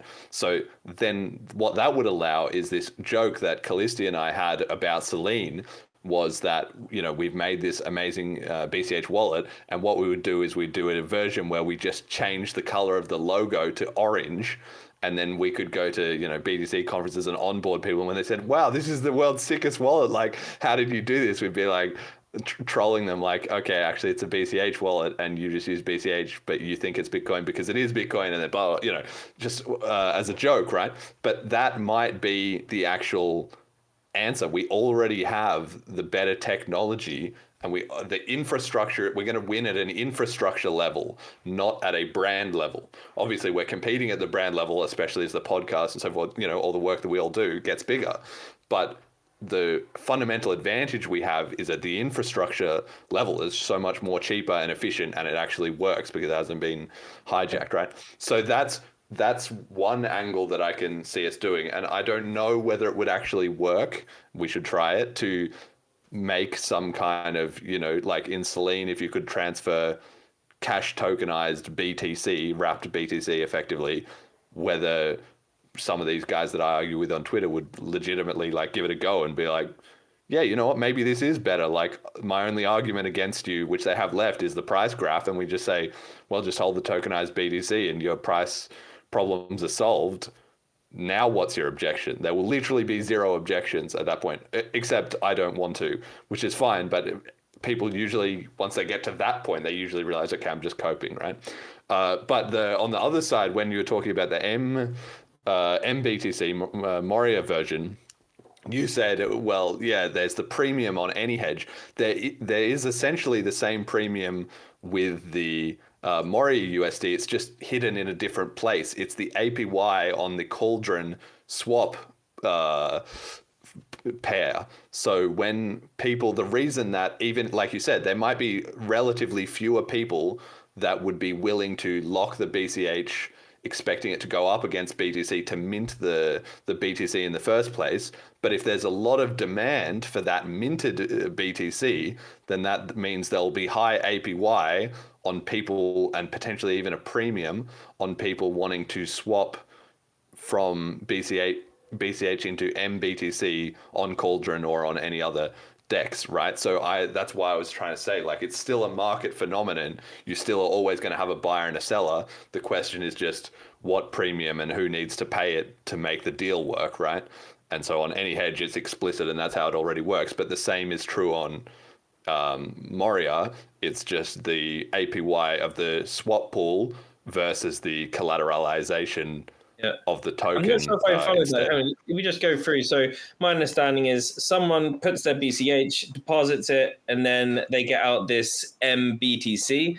This MBTC is then sold on Cauldron DEX. When I go there to swap, they stake it. They put it in the LP. Yeah, exactly. Yeah. But for me, all I will be paying on Cauldron is a 0.3% fee. So I can swap my BCH for the that value of Yes. BTC. So I'm not paying any premium here from myself. No, but you could be if the peg slightly underperformed the whole time because of this demand. Like, what if the peg wasn't 1 to 1, it was 0.999 to 1, and that 0.001 was essentially the any hedge premium, right? Yeah. Also, if there is a lot of demand for, like you said, you're paying that cauldron swap fee between the two, then that means those fees are being paid to the LP providers, exactly. right? The people who locked up the coins. So for them to lock up the coins to get that LP reward, they have to mint some MBTC. So somebody has, if there's enough demand for the swap pair, it drives demand for minting on the collateralization end. And like you said, there will be a risk, but if there's enough demand for that swap, then it will create the profit incentive, eventually at a certain point, somebody will want to mint. Swap at the price. And this is where I challenge, because of course, if the price differential is relatively low, then you might attract people from BTC. But if people from BTC, basically they lose 5% of their value as it, or more, then the value proposition, I would say, goes quickly to zero for people from BTC. But it doesn't, because that's where it comes full circle to what I was just saying about Selene Wallet, right? Because if you say to them, okay, you're going to get this, you're going to have to pay, let's say 1% premium to get your MBTC relative to just buying the actual BTC. But you don't have to pay BTC on-chain fees because now you're on the BCH network. So you've gone from holds it on in self-custody, which I would challenge. Of course, which they don't. Of course, which they don't. But then that's a win either way, right? Either you're selling them, instead of paying the on-chain fee, you just pay slightly more. Like, there would be a differential, right? You can still win if the on-chain fee is $5 and the difference is like $1. Let's say you're still making a $4 profit to do your transactions in BTC on the BCH network, right? Theoretically. And if they dispute that and they say, well, screw you guys, or I just hold on Coinbase, then you played yourself, right? That proves itself. So anyway, this is a very convoluted train of thought, but it's just me putting the idea in the heads of the BCH community that perhaps if we can be a bit better about, guys, do it. Let's find out what happens. Yeah. I want to double emphasize that, because what I've heard so far is 2 product ideas, and either one of those product ideas could be a huge flop or it could be a massive success. And with anything that goes viral and takes off and becomes hugely successful, power laws come into play. Power laws is just the idea that the small minority is responsible for a large majority of something. And that happens in all kinds of places. It's just like a universal pattern that appears everywhere in nature, including markets. And so somebody's going to hit one of those, right? Somebody's going to hit one of those massive hit viral type of products, and they're going to win big. And so I just want to double emphasize that there's been 2 product ideas here that nobody yet has implemented, and either one of these could be the one that just takes off, right? So yeah, keep going for it. I mean, wrapped BTC on BCH would be a better L2 than Lightning, right? There's no 25% chance that your $100 transaction would fail. Way more amazing L2 than Lightning, yeah. There's a third one. Lightning on BCH. It's like, sure, if you want it. No, but all we need to do is mint a cash token and call it wrapped Lightning. And then there you go. Like, people will be like, what is this? But anyway. Hold on. I want to mute him for a second. Is that actually that was epic? He just outed himself as a robot. I think we need that loop in the next intro. Let me send him a message. That was a pretty epic loop. That was pretty epic. Yeah. One thing, Fiendish, I was going to say one thing. A lot of what we're talking about is retail and individuals. And something that is very rarely attacked from an entrepreneurial perspective is business use cases. And I think that's a huge open-ended thing. And that's where Linux won also as an analogy, right? Linux won not by attacking individuals and home users. They won in the end by accident, by absolutely dominating the business use case. Yep. And so I think there's plenty of opportunity for solving business problems because Absolutely. businesses are more sensitive to the kind of benefits that BCH offers today, right? Not the ones later when there's a huge network effect, which everybody wants to get on board. But today, when there's things like prices, price differentials, there's efficiency, there's costs, there's infrastructure, there's all these little things. Businesses are way more sensitive and rational about those things, not perfectly, but more rational than individuals. So I think there's plenty of room to find solutions to solve in the business area as entrepreneurs. So, but yeah, there's lots of room. I still have the question that I had 20 minutes ago. All right, well, let's have it. But we gotta up the pace here because this is a lot of good chat, but we're not getting through the slide 3, no 7. slides, yeah. The KPI of slides per minute is falling. is low. Yeah, exactly. Well, that's a good thing. I expected more from you. No, but see, this is the thing. Ironically, this is actually kind of perfect because I wanted to do this show, and I was like, look, we got to talk. First things first, we got to talk about BCH, and then we'll get in the dunks about the BTC and the ETH guys. But if we don't get to that, we don't get to that because the whole point is why do we, the criticism would be, why do you guys have time to point out all these other, bullshit in these other ecosystems? Shouldn't you be busy enough with your own ecosystem? And the thing is, we're actually getting to the point now where we definitely are. It's not like we're short on content or, interesting stuff to discuss without that. Although I do think it is helpful to keep, my listeners in the loop about what's going on in the rest of the scene if they're not, obsessed with it like I am. Anyway, Jet, let's hear it. What's the question?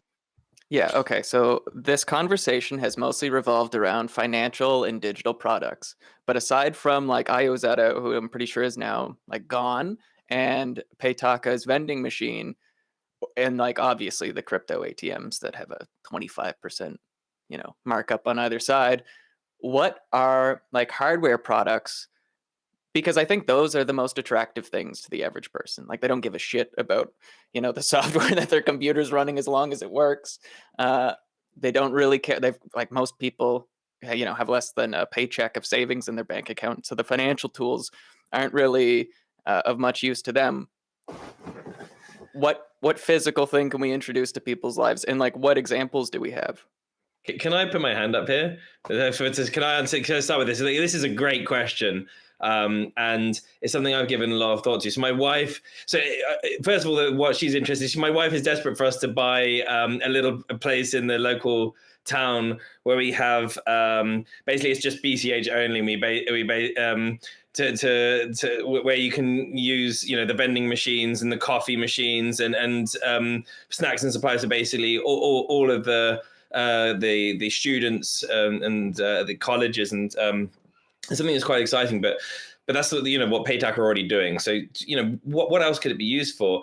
There are many things that can be solved with hardware and using Bitcoin Cash. 24-hour gyms. So 24-hour gyms is something that you could access, you could pay for, and the send the money to the transaction, the lock opens for you to be able to go in.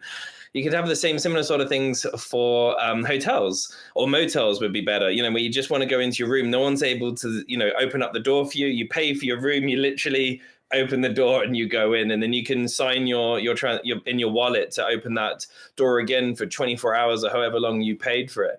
So there's, I think that there's lots of things that the blockchain and BCH can be used for with hardware. And Jeremy knows I've mentioned one. We have a show like this. When you're doing gaming or something like that, you could even just have a little electric node attached to you. Someone sends money to it. Raising for fun and games, or lighting up, light bulbs and stuff like that. This is all can be done with simple hardware, simple module. That's just looking at the blockchain. So yeah, that's my take on that. I remember the first hackathon where you were there, Jet, and that's when you were just learning C. I remember back in the day, and one of the other projects at the hackathon was a remotely paid vibrator. Yeah. So Yeah, no, that was the project that I worked on. There was one hackathon was before yours. that one. Yeah. You worked on, and He's still how did you interested say? in What was the BCH result? hardware all these years later. Still wants he's to like, make anyway, it work. Jet's like, anyway, I wanted to talk about vibrators and the BCH. No, okay, so the very first hackathon, I was trying to essentially mimic IOZeta, and so I didn't get a working product. I didn't end up printing the little. Sorry, viewers, you're not going to see this, but printing the little shell that I need to actually get the candy to come down. But I got the thing, like the blink test, essentially, and that was like, okay, obviously this is easier to interact with the blockchain than any other form of payment for something like this. So like, yeah, I think that, oh, actually, Aaron, if you are listening to this, we need an update. What have you been up to? Yeah, that's I know what he's I was been going to working. bring up. The point of sale kind of hardware device, like a BCH specific one, could be killer for rollouts, because like when you go somewhere like Townsville, I know Jason there, he has a hell of a time with the fact that he gets them all set up with tablets and all this gear, but then they lose the charging cable, or they put it in the back room, or they've whatever, you know, it needs a software update, or bitcoin.com register app hasn't updated, or something like that.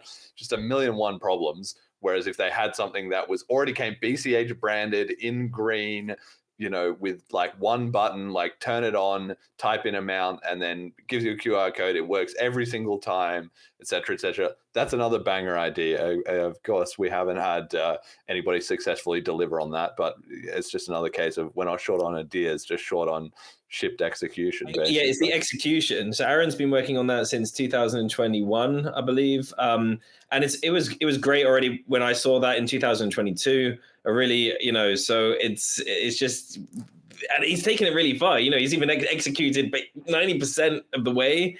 It's just go to market. That's the hurdle. The biggest hurdle is going to be scaling up production, right? Like, I'm pretty sure his team is like maybe 4 people. The like embedded engineer that's the biggest challenge is validating it. The biggest challenge is validating the product, that it meaningful and people need it. That's what he needs to do.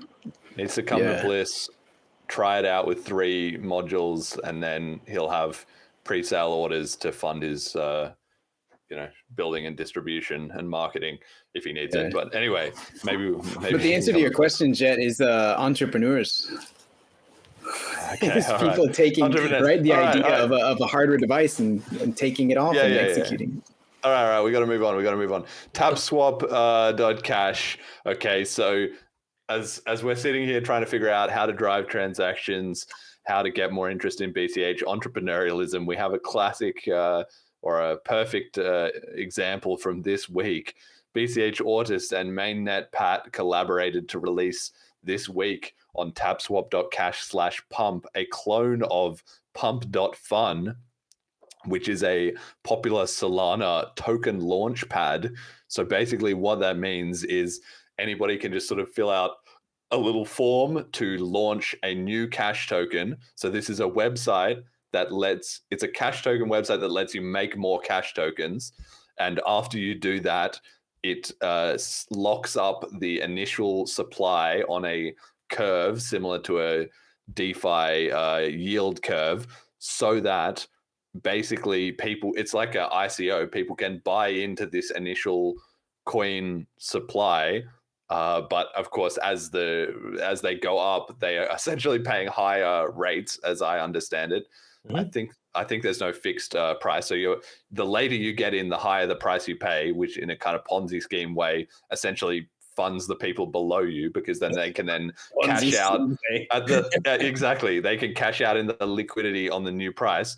And then if you hit 80% of the supply up this bonding curve, then the software automatically pays out the person who created the token. So, it's like a 3% or 5 BTC or something like that. 0.5 BCH. Okay, you get half a BCH if you create a token which takes 10 seconds and you somehow shill enough people into it to hit the 80% level. So there's an immediate profit incentive for the creator. And then on top of that, it also puts some of the remaining supply into a pool in Cauldron with the rest of the funds, so that then people can already speculate even further. So that's the whole idea of the launch pad, trying to get things to this critical meme mass. Of course, it doesn't have to be used for just trading memes. You could do this like the Fiendish token that you do on Fiendish and Friends, or we've talked about on this show. We could have a token, or any other kind of token, whether it was a scam or not, you could do it. But the first use case is, of course, gambling and scams. What do we make of this new innovation, Fiendish? Have you been pumping it on TapSwap? So first of all, just a little plug. So mainnet Pat, he's actually joining Fiendish and Friends next Friday at 12 o'clock, and one of the topics is going to be this tapswap.cash/pump and the pump tokens. So I think, it's the kind of thing. So for me personally, the whole meme coin pump and Onyx, it's not my thing. But what I if you look at Solana, this is the meme coin chain, right? So they've got a lot of interest from people that are speculating on these meme coins, and I think Bitcoin Cash has this amazing long-term vision. But what's the short term, and stuff like this, like different way. For me, this is just entertainment. That's the way that I see this. This is entertainment. If people gamble on this and have fun, and it really, and I guess most people that'll be betting on this, they're going to be betting, not so much, huge amounts of money. Then it might pull in a lot of fresh eyes. There was already 20, I think, tokens launched on this by the end of the day, and I looked after it was released. I looked in the sort of how much had been sold, and it seemed like there was quite a bit of activity in there as well. So I think this is something that interests people in the crypto world. Is it something that I will be degenning on? I put my hands up and say, no, I'm gonna be honest here. But I really, I hope a lot of other people have fun with this, and then it brings in a lot of fresh eyeballs into BCH, and that some of those eyeballs stay around and think, okay, this chain's fun. Let me see what else the ecosystem has to offer. Emergent, what's your take on this? Exactly the same. It's Fiendish. Okay. All right. Well, let me things to say about it. let me throw in a different element to this then, which is, what do you make of the fact that having this kind of project be created? I mean, we're here talking about all these different ideas we have. At the same time, we have to acknowledge what are the ideas that are getting proof of work behind them to actually exist, right? Is that, to me, I also will try this out and I'll have a bit of fun with it. Well, okay, so maybe not like you guys. I actually will be speculating on this a little bit because I enjoy that kind of thing. But really, the important part for me here is twofold. Firstly, that this is a sign of the BCH community, like I was talking about before, looking into other ecosystems. What's working? Let's copy that, right? You have to have that humility to be able to learn those lessons, right? And not think not invented here syndrome or whatever, right? So, I think it's a good sign that we're doing that. And that's also a result of the community having enough bandwidth internally that we're not too busy solving all our own fires. We've got time for some new stuff. And some of that is original and some of it is copied from somewhere where it's already working.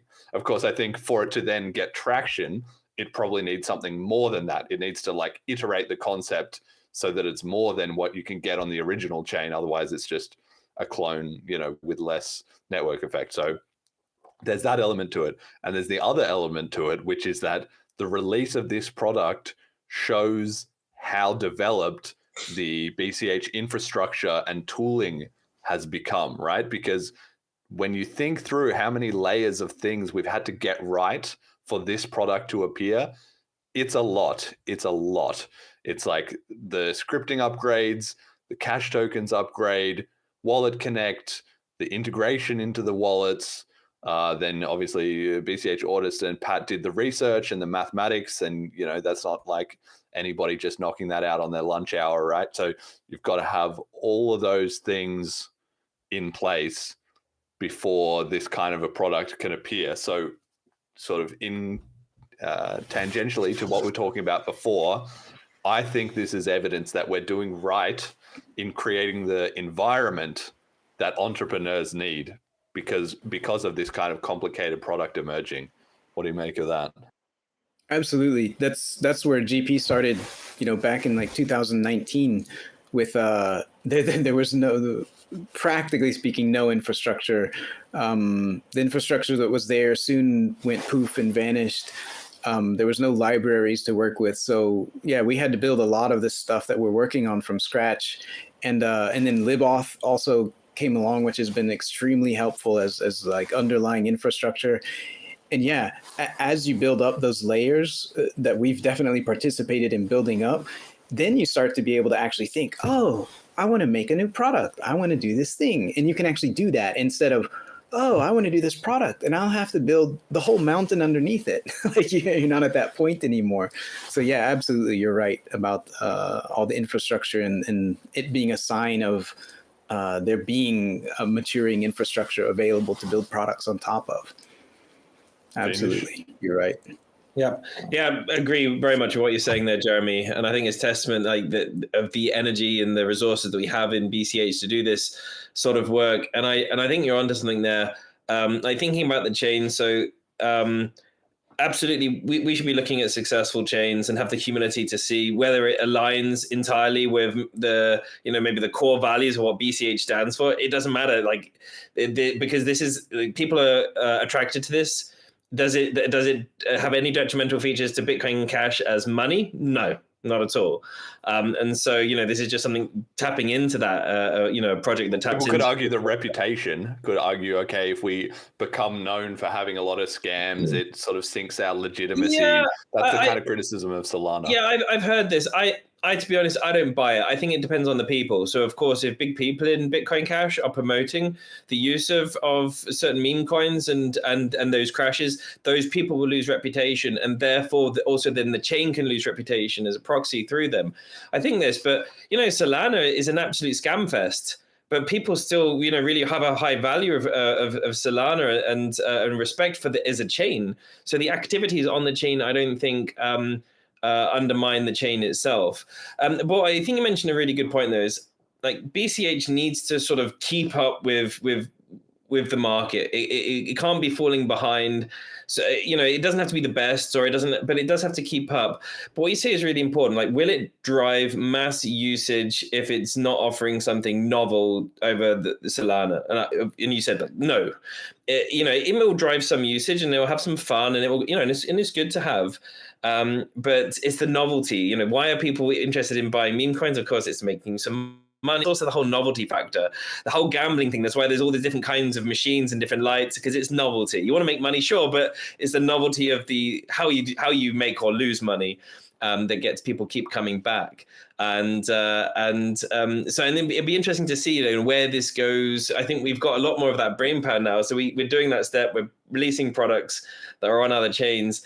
But there's also the thought process, and that's what I'm interested to see is how can this be, taken one step further? How can we use all of this technology to offer something that is novel? And again, it could just be pure gambling. It could be pure speculative, Ponzi style system, but it's still in a new way and in something that's catching the average Solana person. Because if we could tap into 1% of Solana degens, that's a lot of money that could be coming in the direction of BCH. And I think that all the money that comes in, for whatever reason, that's wealth that can be then spent in continuing that building out, as you say, of all these different, the stack that's enabled all of these products to be built.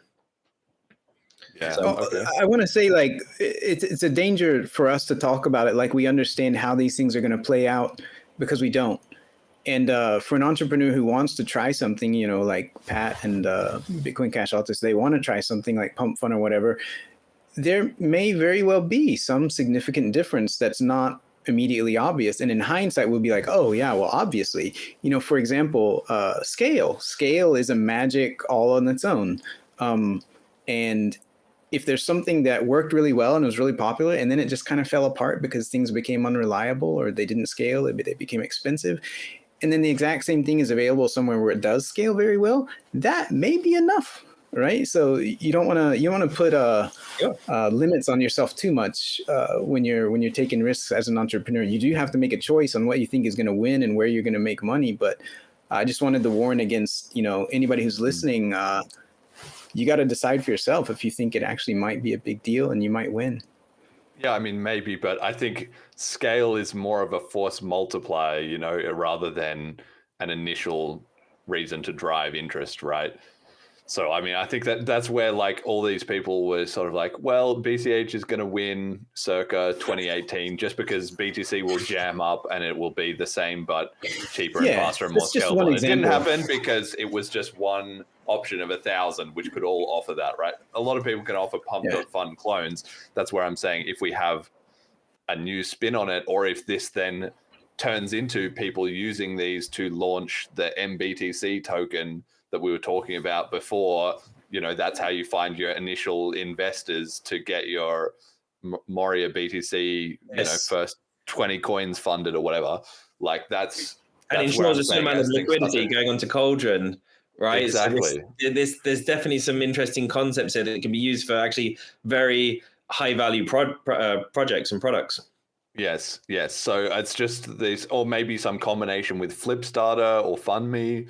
There might be a way that can work. Maybe I could just do the next. We've got 3 more episodes, and then we're up for our next round of FundMe. Maybe I'll do that, and maybe I'll also do a scam coin launch here, and just be like, I've got all the bottom of the bonding curve. Like, if you want to support the show, like GA podcast scam coin.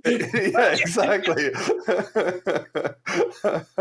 I don't know. I'm just thinking out loud. But anyway, I think it's interesting. I think it's good that our ecosystem is developing, copying ideas. Like you said, Fiendish, if it works, it works. And while we don't necessarily want to be the community, everybody focused on gambling on coins as efficiently as possible, that is going to happen. And so better to be the place where people do it than not, I would say. Okay, let's quickly touch on the chips. Of course, you're both so deep in the ecosystem. I have to get your thoughts. We talked about this the last couple of weeks as well too, so I'm not going to go over it all again as well. But there's TXV5 potentially 2026 loops op eval and pay to script, and then 2027 maybe TXV5. I don't know if either of you have thoughts on that. Fiendish, I know you were talking to Jason Dreisner actually recently, so people can go and listen to your chat with him. But for my overlapping audience, did you have any takeaways or thoughts from that? Yeah, sure. So yeah, Jason is very much looking at the long-term vision of Bitcoin Cash.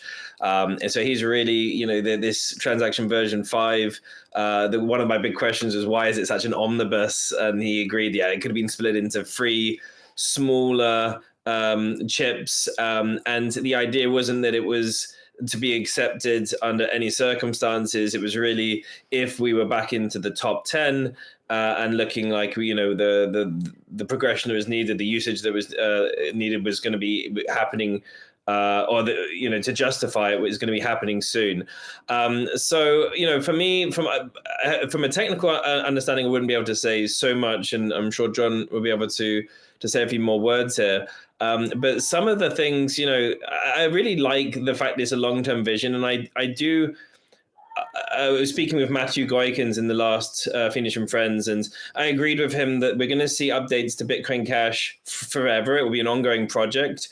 But I really, where I don't see quite the same is how easy it'll be to do those upgrades. I think once we have mass usage, doing significant upgrades such as this will be very, very challenging and may take many, many years to get buy-in, maybe decades. So it kind of makes sense to do it earlier. If you think this is what's needed to grow to that global payment system, but at the same time, doing such big changes when you're changing the transaction. Like we'd have to basically every single person that's accepting Bitcoin Cash would have to change their coding to be able to accept Bitcoin Cash. That's a huge ask, and you may actually kill the project dead. So that's a serious risk that shouldn't be just hand waved away. So getting the timing of that sort of implemented at the right time, if it passes the consensus, and once it's ratified, I think we should be very cautious of implementing this too soon. But at the same time, we shouldn't just wait for 10 years as well. So maybe, for me, this is something that sounds, I would guess this is something for maybe in 8 or 9 years. I don't know, but I have a feeling that this isn't something that should be implemented in the next few years. But that's just my take. That's the TXV5. Do you have any thoughts on the ones that are more immediate, the loops? Oh, right. Well, yeah, I mean, loops looks really exciting. So I'm very interested by loops. And from my technical understanding, I'd hope that this gets in next year for making developers, builders' lives much easier. So this is a feature that anyone that develops uses and makes code easier for them to understand and readable, and also shorter. So and OP val and P2S, I'd say for me, I need to read more into this to sort of make a distinction of where I think this should be implemented next year or not. I can see some benefits, but I can also see some risks, and I would say I wouldn't want to say anything more than that. Emergent, where are you at on these potential chips? Yeah, they're very interesting, and similar to what Fiendish was saying, I totally agree that Jason has this, and he's not the only person involved, but he's obviously the big mover, right? He has this very clear vision for the Bitcoin Cash, especially the Bitcoin Cash virtual machine, which is like the heart of transactions and how they work, and he has a pretty long-term vision for that, which is fundamentally making a very powerful and efficient engine that lets you do whatever you want to do with programmable money, right? That's very centered around money naturally and lets you work with money in a natural and efficient, powerful way. And I love that vision. The specific chips that are out there, the smaller ones that are not the transaction version, well, really for all of them, my fundamental take on those is that my view of the chip process is that, by default, the answer to any kind of proposal is no. Is like the default, right? Until you've really been convinced of it. And a really big part of being super convincing is that the benefits are massively obvious and the costs are extremely reasonable and low, right? That's like the starting point. If you can achieve that, it's like a big win, right? And if you can't, then it starts to become much more questionable. And from an engineer's perspective, there's a real danger in continuing to build architectures and layer things on top of each other and just keep moving forward when you haven't proven it yet. And so the idea of making things easier for developers and better and so forth is a good concept, right? But I don't buy it until I see people struggling with those things specifically and being like, hey, we have this product and this product is what works well and it has proven demand. And we're really struggling with these things because the virtual machine can't do this, this, and this. And this is where General Protocols was years ago, right? Where we were like, hey, there's these proposals out there like PMV3 and others. And we were like, they would make our lives better, but we're not convinced yet, right? It's not yet to the point that these are things that we want to put in forever, because these are with consensus changes, right? You make the change and more or less they're forever, right? It's a one-way street. You don't come back from it. And those are very, very serious decisions to make an engineer. And so, yeah, my perspective is kind of we need to validate the VM that we have because it's already very powerful. We need to validate the VM that we have apps built on it, businesses built on it, protocols built on it, have usage start happening more and more. And as we start to really see these are weaknesses and these are strengths, then we know what kind of things you really need to build. And as an engineer, until you have that, you should never have confidence that you've nailed the perfect design, right? Because there's always another way to design things. So yeah, I'm not super in an urgent, not feeling urgent about implementing these until we see more products and protocols in action. Yeah, so essentially for the listeners there, the argument you're making is that basically we need to let the pot simmer a little bit and then observe the real world results from people making things like TapSwap, pump clones, or wrap BTC or whatever, and then we'll start seeing in the dev channels people being like, this is the problem or that's the problem.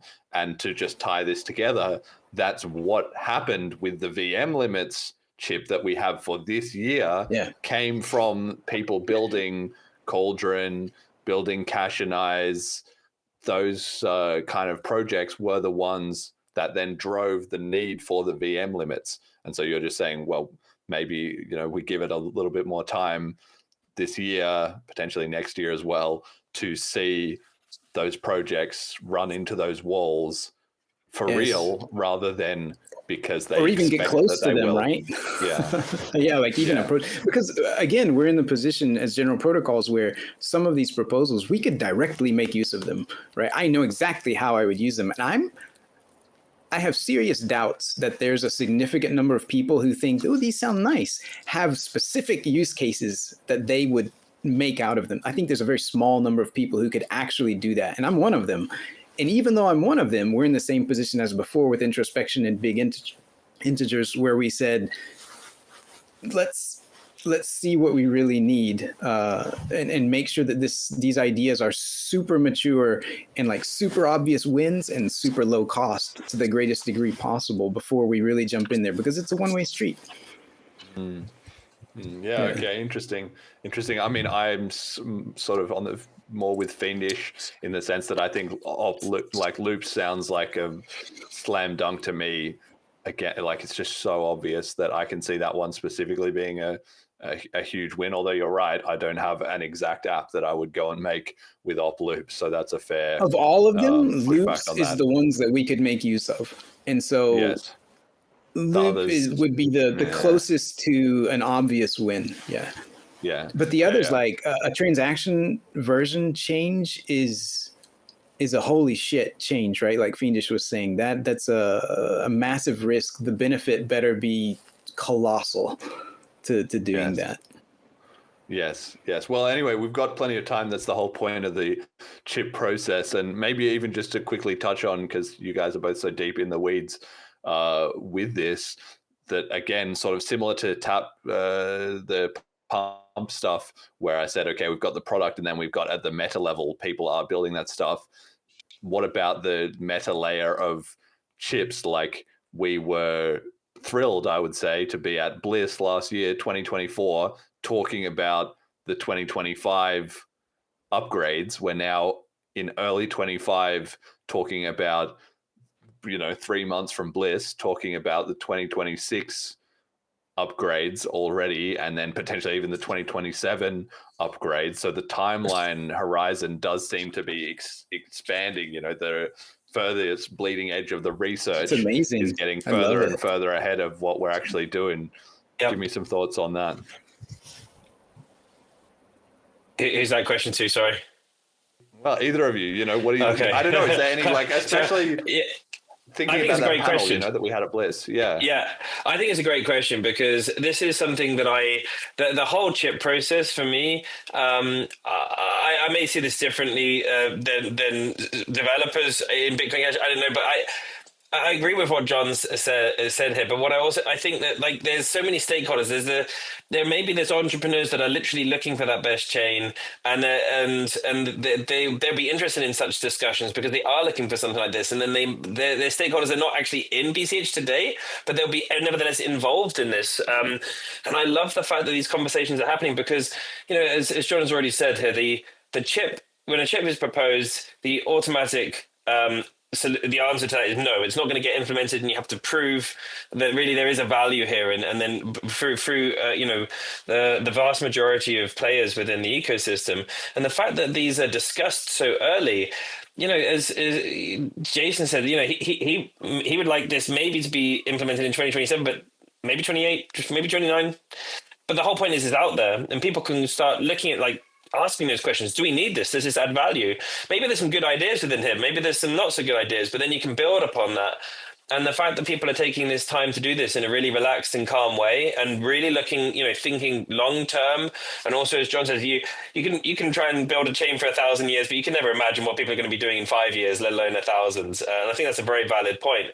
But the fact that people are having these discussions with a lot of time to really think about this and what it means and to go into the details, I think this is a great state of the ecosystem, and I much prefer where we're at today with that than thinking about 2021 or previous, where it was either there was not much going on, or what was going on was sort of happening at the last minute, and it was all very tense, and which isn't the way we want to be. So I like this. I think this is good. It was beyond tense. It was oppressively oppositional. It was nasty. Yeah, it was not fun at all before, and it was Anyway, we were in such a better condition today, and optimistic, and looking forward, and looking for ways to move ahead, and avoiding ego battles and other silliness. I wanted to say, just in case it comes across like what I'm saying as, no. Like, I really mean it when I say we have to thread the needle. You've got to do things just right. And of course, there's room for error, because there's no such thing as perfect. But we do have to thread the needle. And that means you got to do things fast enough, but not too fast. And that sounds simple, but that's a really hard balance to strike. And so, do we rush ahead a little bit, or do we hold back and see how things go? I'm obviously not the one making the decisions, but I do make the decisions for how I do things, and to some degree how General Protocols makes decisions. So yeah, we have to hit it just right. There's no comfortable spot where there's an obvious answer to these things. We are going to have to make some hard decisions about what to do and what not to do on the protocol level. Well, but it does emerge sort of organically as we go along, as time progresses, more research comes out, and more, everything's going on at once. So it does all kind of come together in a nice, organic way. So I don't think, we need to be too stressed about that. But it's interesting.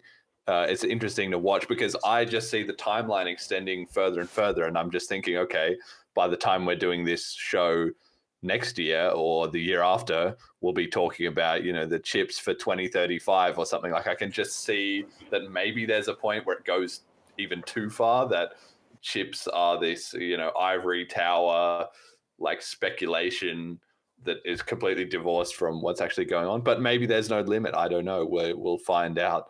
Certainly, how far ahead you want to be running the potential upgrades. I actually think, just a little point, that I don't want to speak for Jason, but I think I know a little bit about how he thinks, and what I believe his perspective is that there's a certain number of things you need to do, like fundamental things, the protocol, to make it this long-term vision. And beyond that, there's not so many things to do. So I don't think he actually thinks there's going to be a huge number of chips, like, ongoing, like, 30 years into the future. I think he thinks there's some fundamental changes to be done. And then after that, it's going to be game time, is how he probably sees it to a large degree. Yes and no. Like, for his specific chips, yes.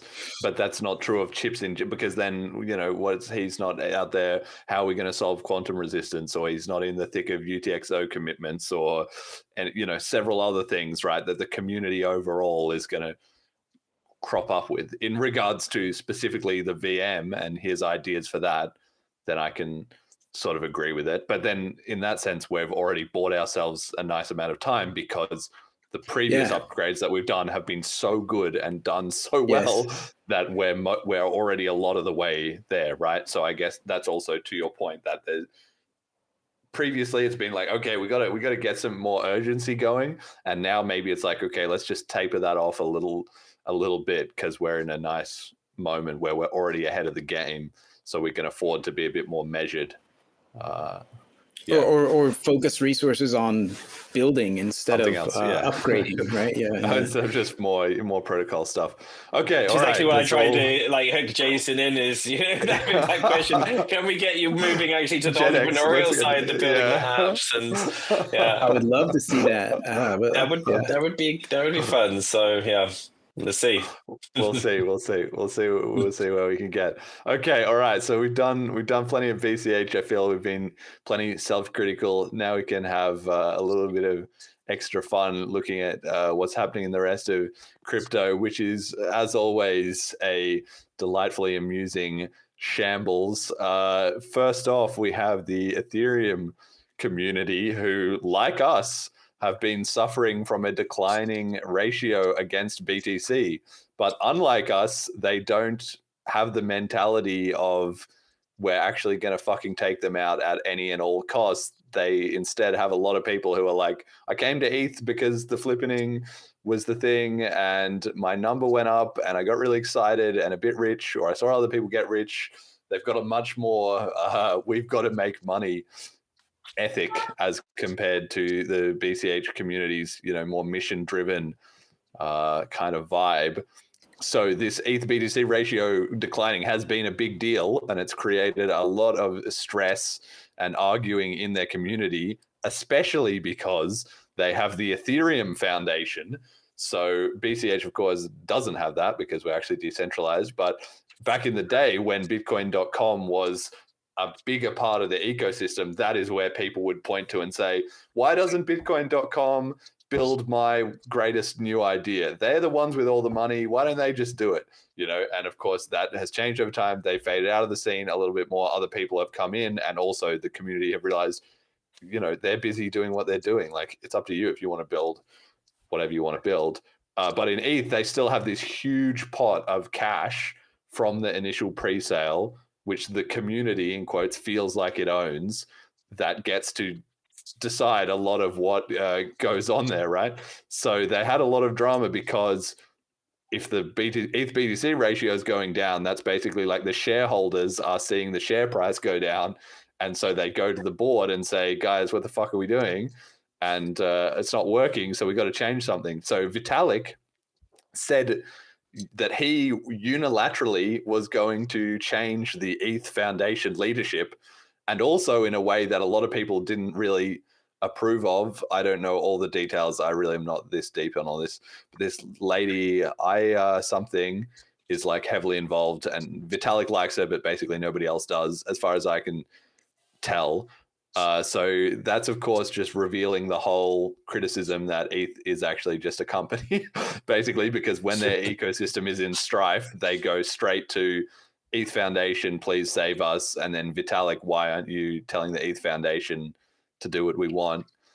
Basically, that's not even just the extent of it. There's also problems with ETH once again becoming inflationary. Jet, we've got on the slides here, two more slides. I've got an image of ultrasound.money, the ETH supply merge, which was now 2 years and 153 days. So 2.5 years ago. Of course, we covered that on this show, and I'm almost certain, without having checked the tapes, that our take was, well, they think that they've solved economics, celebrating how they were going to be deflationary and even more sound than BTC. Of course, that was completely fake. So after about a year and a bit of the supply declining, it has since started rising again. So since the merge, there is now 23,120, or it will be more. It's always ticking up. Extra ETH has been issued, and it's continuing to grow. So ETH is once again net inflationary.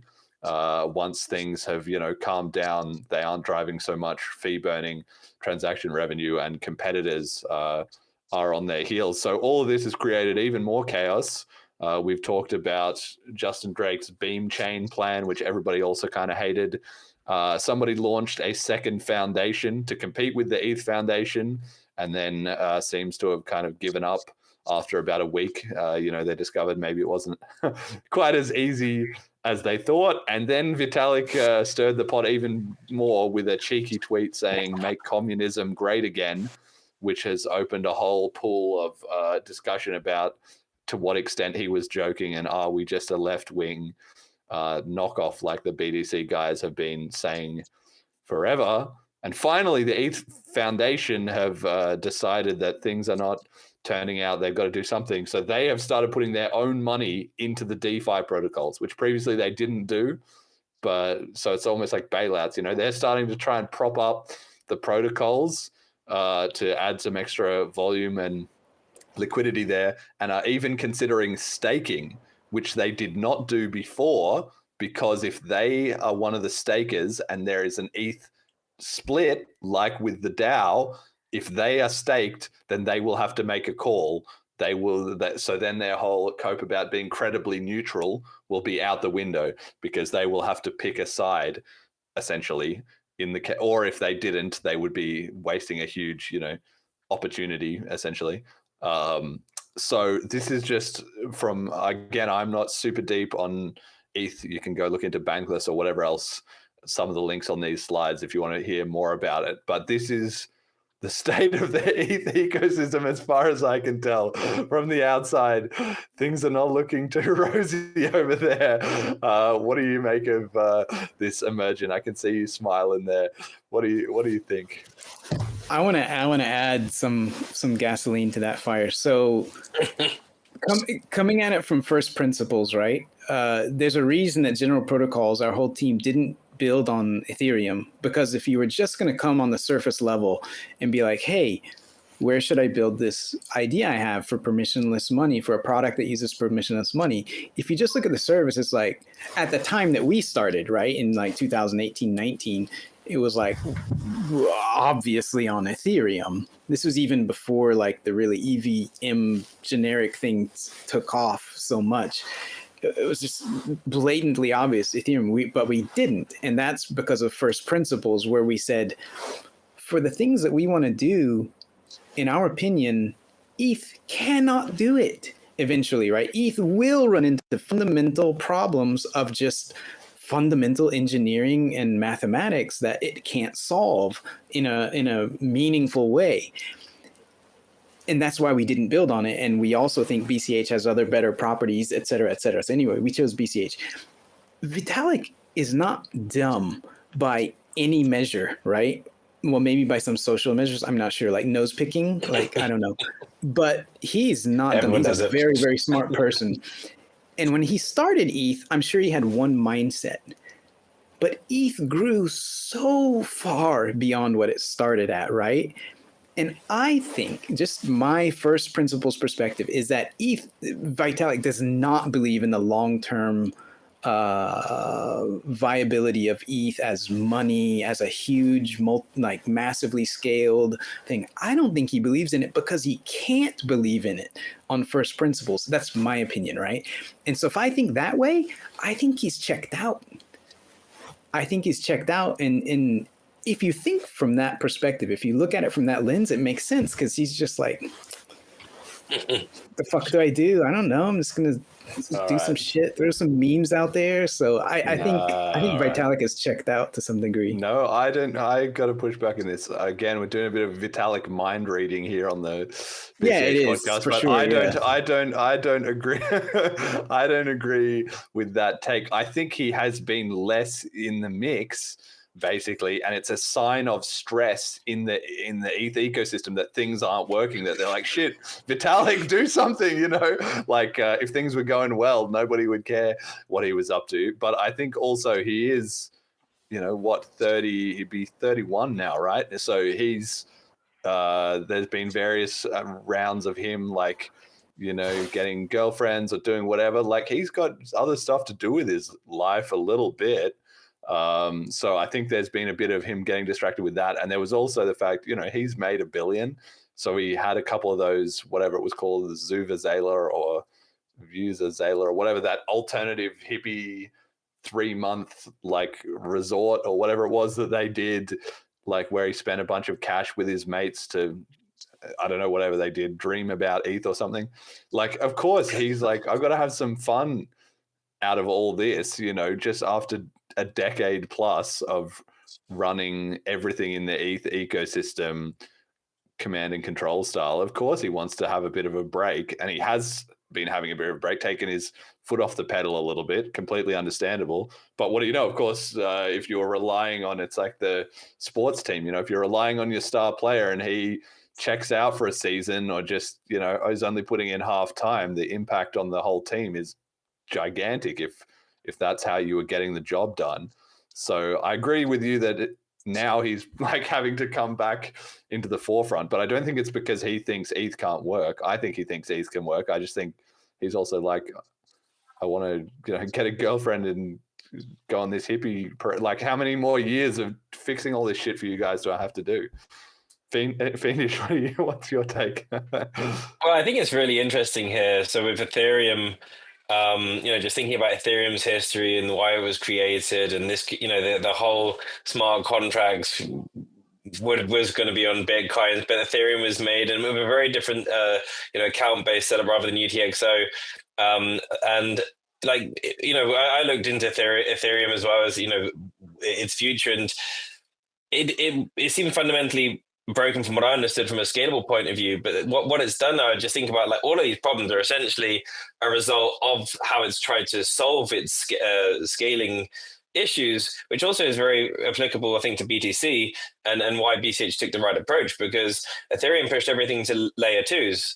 And the things of a layer 2 is it's really just a separate chain. And it's, the idea of layer 2, it makes you think of like some sort of, it's a stack and you need that base layer for it to work. No, you don't. Yeah. You don't need that, and that's why. So layer 2, I don't think is the correct term, and I think it gives a false impression. And so those layer 2s will continue going on, and Ethereum will die. And in something like BTC, I see it's like the similar sort of flawed thought process. All the layers that stack up, it's got to be based on the layer 1, and it's if you've got a flaw with the layer 1, then it doesn't matter how many layers you stack onto that, you've got a problem with that underlying layer. Which for me, when I see all this happening. And Ethereum is in place too, which is where I'd say Bitcoin Cash should be today. But Ethereum is in place too, but it has all these problems. They're all very real. They're all, I would say, self-inflicted. And it's the same self-inflicted damage that BTC has done. But now we're seeing the ramifications of that. And I would say, does it have a future? I don't know how it will solve this. And the fact that it's sort of reliant on this centralized personality and one of the original creators of Ethereum, I think is a very dangerous situation to be in. And yeah, sound money, you can't have that sort of a setup and never be sound money. And is a great reminder of BCH. It's scrappier, it's decentralized, and that is a curse in one regard, and it's a great blessing on the other. Like, this is exactly why it is in the best position still today. And I really went through all the top 30 coins. Is by far in the best position to be sound money for the world. So it's interesting. I'm sort of sat eating the popcorn, laughing a little bit, watching this all happening. So yeah. Yes, we've got the Kappa's 83 in the chat says ETH is a juggernaut, full steam ahead, but people are just in a bad mood because of the price action. The account model makes it easier to manage and store various types of data in a single centrally tracked structure. This makes it easier to handle the state of smart contracts and data more efficiently, which is a key advantage for rollups. End quote. But that's actually that's the problem. That's not the answer. Yeah. That's where things are going wrong. True, except for the efficiently part. Everything that was said there was true, except for the efficiently part. It's easier. Yes. Until it's not. Yeah, that's right. Well, that's where I think Vitalik as well. People have this idea, I would say, probably especially more in the ETH community. They think that Vitalik was like the next Satoshi, but he's a very smart guy, and like you said, he's an incredibly smart guy, and he's brought a lot of innovation and stuff like that.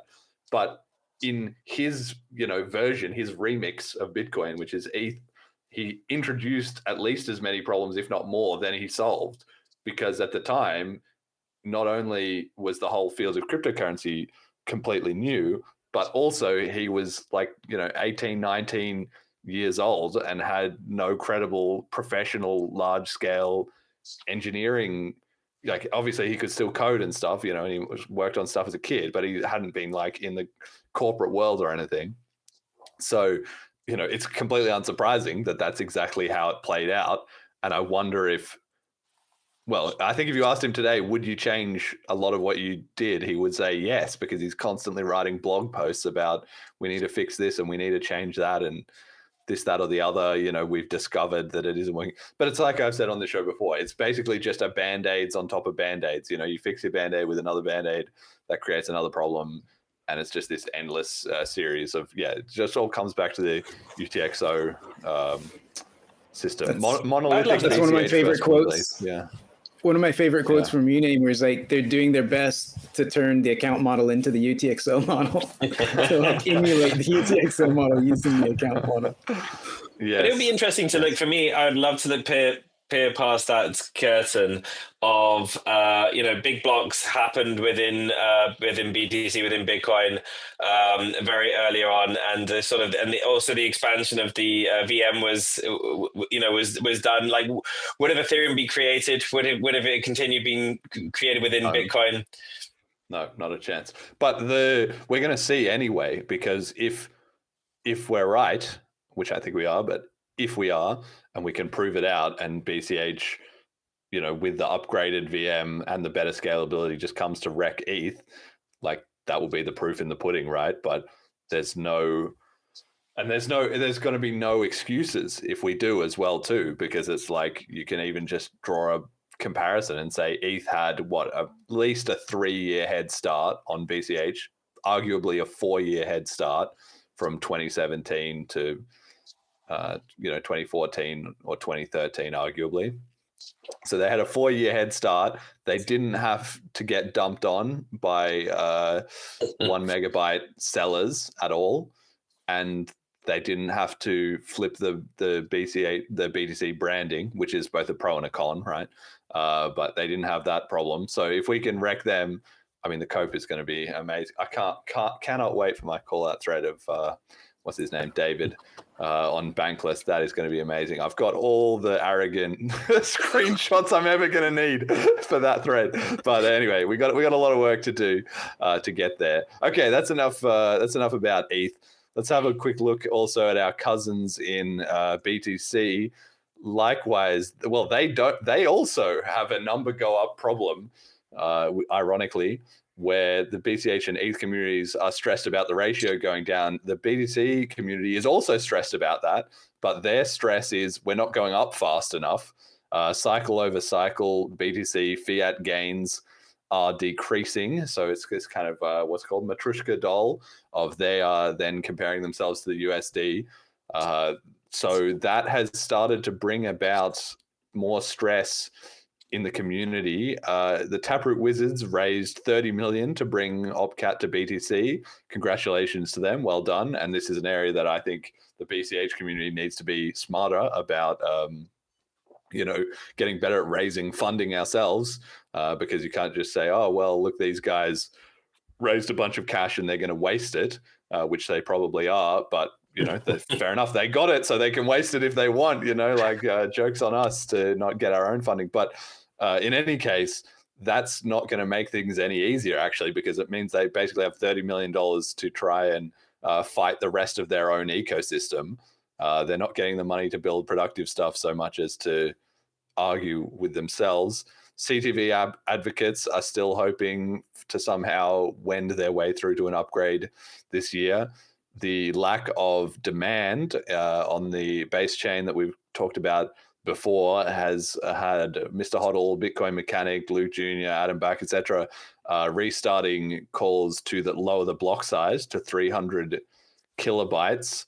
And of course, there's still your classic ossifiers and hijackers sprinkled around in the mix, to the point that was even this guy John Denny had a good thread on Twitter saying there is a global conspiracy to kill the medium of exchange aspect of Bitcoin and to proliferate USD dominance via stable coins, aka CBDCs, with better marketing. If we allow this to happen, it will blunt much of the revolutionary potential of Bitcoin, blah, blah, blah, which is basically just, we told you so 10 years ago, but they have finally clued in because they're not getting enough number go up and they're having so much chaos internally that people are really starting to wonder, what are we actually doing here? So any thoughts on this? Fiendish first. I can imagine they read hijacking Bitcoin from Roger Ver and Steve Patterson and be like, what? They knew about this, really? I think it's crazy, you know. It's as if this is something that's new, but yeah, it's really, there's a lot to pick through there. So, like just taking the 300 KB limit. So anyone that's listening to this, you know, if anyone that's proposing to further limit Bitcoin, you know, what I would say is like the chain is obviously it's got a long-term issue with means of exchange. It's already over, I'd say. But, you know, the sooner that this project comes to a crunching halt, the better it is for actual real P2P cash. So whenever you see anyone recommending this 300 KP limit, say yes. Jump in, yes. Just put both thumbs up and go, what a great idea. I wish I thought of that myself. Because it's just crazy. But, you know... But yeah, and the fact that they've raised 30 million for the Taproot Wizards, this is you know a shocking number. I'd love to know the details of that. Like, who's funding that? Is it in Bitcoin or is it in fiat? Is it like paid in shares of something? Because that's an incredible amount of money. And yeah, I agree with you, Jeremy. The BCHs should be thinking a lot more with the entrepreneurial cap. How do we get that sort of cash injection into the ecosystem? Because I can only imagine what that money could do if it was allocated and focused in the right areas of the business. But yeah, you can see here that there's real concerns in the Bitcoin camp. The price is still incredibly high, so it's still very close to the all-time high. Okay, what is it? 10,000 off now, but still, it's over $90,000. And the block size is the block usage is going down. The transactions are going down. The mempool is clearing. All of a sudden. Yeah, there's no competition. Lightning Network works again. yeah, Lightning Network works again.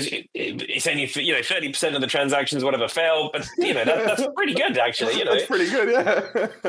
It's crazy, and it is, and that's somewhere I have to admit. Sometimes I look at it, and I mean, I laugh. Sometimes I feel very like it's just wicked watching it. It's like how is this still going? But sometimes it is frustrating because it's how can anyone still think there is a future of this as separating money from the state and all of that, because there are there's clearly some good people out there. Raiden is one. I've enjoyed your talk, John Riordan, if I don't say the name right. Yeah. And there's some good people that still see this and they believe in the original Bitcoin mission, and they're just there's just fires everywhere. The building's collapsing in on them. They're like, but I can save it alone. No, I don't think so. I would say that ship sailed actually, but hey, there you go. So yeah, it's fun. It's kind of fun seeing this. It's kind of disappointing, but I still think for me it really does show, and you can see it, the change in narratives. The Bitcoin Cash people were they were just ahead of it. They I think they didn't move quick enough, but they were ahead of the game. So they really saw what was what was coming and what's happening, and everything that was predicted, everything that seems obvious in hindsight is happening. And everyone's seeing this now. Even the biggest BTCers, they're seeing this. And I think there's a lot of cope in that as to how they're going to solve this. So I wish the Taproot Wizards all the luck in the world. I hope that Eric Wall comes to Bliss. I hope that he gets more in touch with the BCH community as he attempts this. I'm sure he'll fail with getting Opcat in certainly in the state that he'd like to get it in, but there's plenty of room in BCH for him to keep on building what he wants to be building.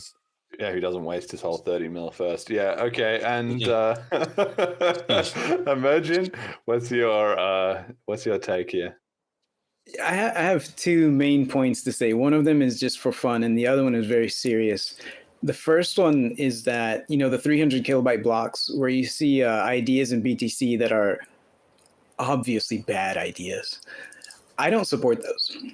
And the reason is it's way more fun to go to the ideas that are good ideas, where it's like, yes, that would actually help you, and stand there with a BCH sign and be like, this is what you should do. And they're like, oh, fuck.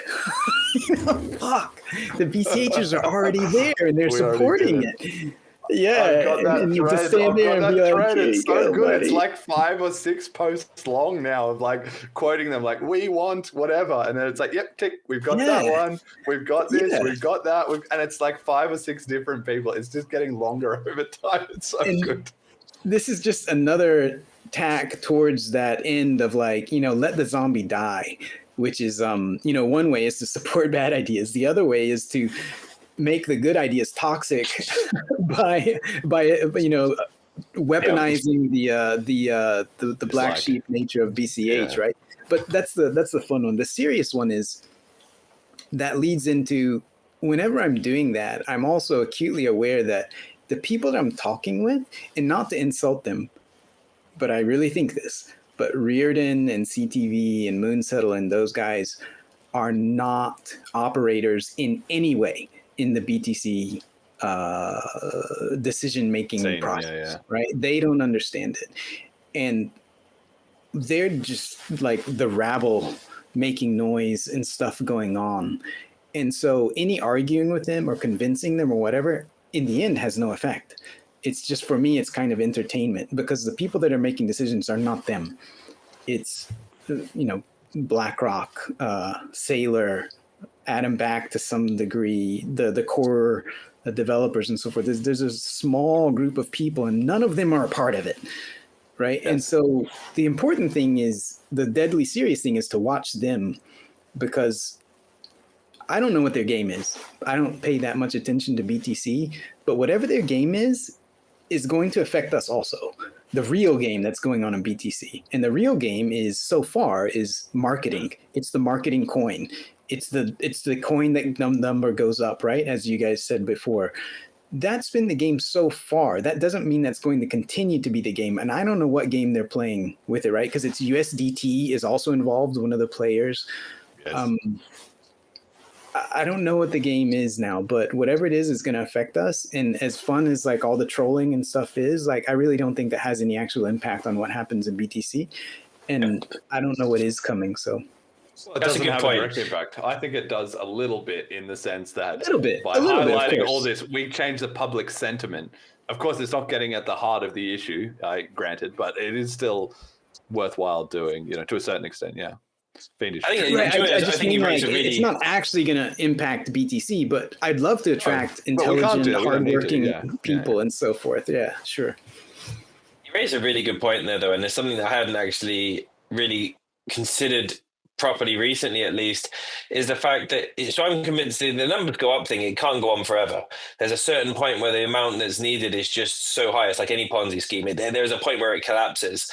But they're not going to let it collapse and then all of a sudden BCH just jumps in and solves everything. Right. So I think it's a really, I don't really know what the answer to that is, but it's definitely like so there is something else that's coming for sure. It isn't just going to be the NGU attack and what that'll be. And it's a reminder for me. So I really think that larger voices in the community, it's always important, no matter what you're promoting, whatever that to remind of like what's the underlying cause or the reason behind Bitcoin Cash, and what's the important properties. For example, that it's permissionless, that it's decentralized, that it's money, because it seems so obvious to everyone in the community today, but I guess it was obvious to everyone in Bitcoin in 2012 too, right? It was. And when all of a sudden people start coming in, the entrepreneurs coming in, I think it's really good. Like, that's the drum that should never be, that we should never stop beating, not for a second, because it will come. And if we drop that for a year or two, and all of a sudden, like, hang on a minute, how are we here now? No, guys, permissionless is important. And then there'll be such a critical mass that, already thinking something different, that particular vector, we should never underestimate how they will try and come for it again. So. And when you're playing different games, it also means you don't necessarily gain by dunking on anybody. Dunk on BTC, the marketing number go up chain, dunk on ETH for the world computer or what it used to be. Like, you don't maybe really even gain anything from that, right? Because you're playing different games. So you just got to make sure to win the game that we're playing. And that does have connections to those, but it is fundamentally a different game.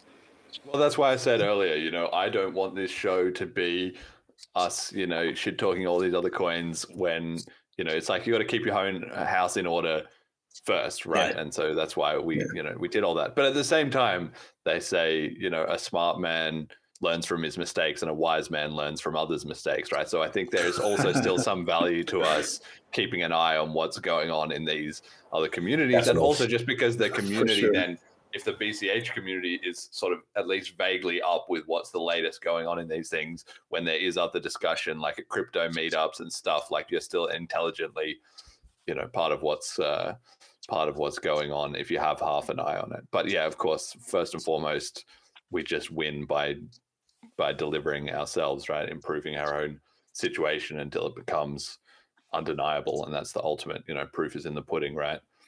Okay, so we've I just wanted to add one more thing. Like the one of the really entertaining parts for me, this is not super valuable, but is watching when it's like Eric Wall versus some other dude and they're arguing, and like Eric Wall is wrong about half of the points that he says. Like he's right about one thing, but he's wrong about half the things that he says. And then the other guy is like right about this little thing, but he's also wrong about half the thing. It's just like this mix of just, oh my God, it's a circus. Like these guys fighting with each other and none of it makes any sense and they're all wrong. It's just that's why the alignment. That's why the alignment matters so much. Yeah, that's alignment, why the chip process is so critical. And also just, it all comes back to, and I think it's funny to see them endlessly going in circles about the block size war. Like, they talk about it much more than we do. You can go on BTC Twitter any day and hear, listen to the, I was there during the block size war, listen to me, 2024 class of whoever, like, about the good old days of it. It's like, that was 7 or 8 years ago. And that was where I finally got through to Mechanic as well, is I wrote up that big post where I reviewed all of his stuff. I did it, and this is a lesson of proof of work. This is not a thing that I just pulled out of nowhere. I've been commenting on his YouTube channel for years at this point, at least 2-3 years on some of his videos. I've watched them in detail. I've provided feedback. He's replied once or twice, a little bit, but he hasn't. I poked him on Twitter. We called him out in the hoax video, which I don't think he watched because I was actually quite complimentary of him. And then finally I got him with this. He did this 1 hour about Roger Ver, and I pointed out all these points that he was wrong, also acknowledged points where he was right to be, balanced and fair.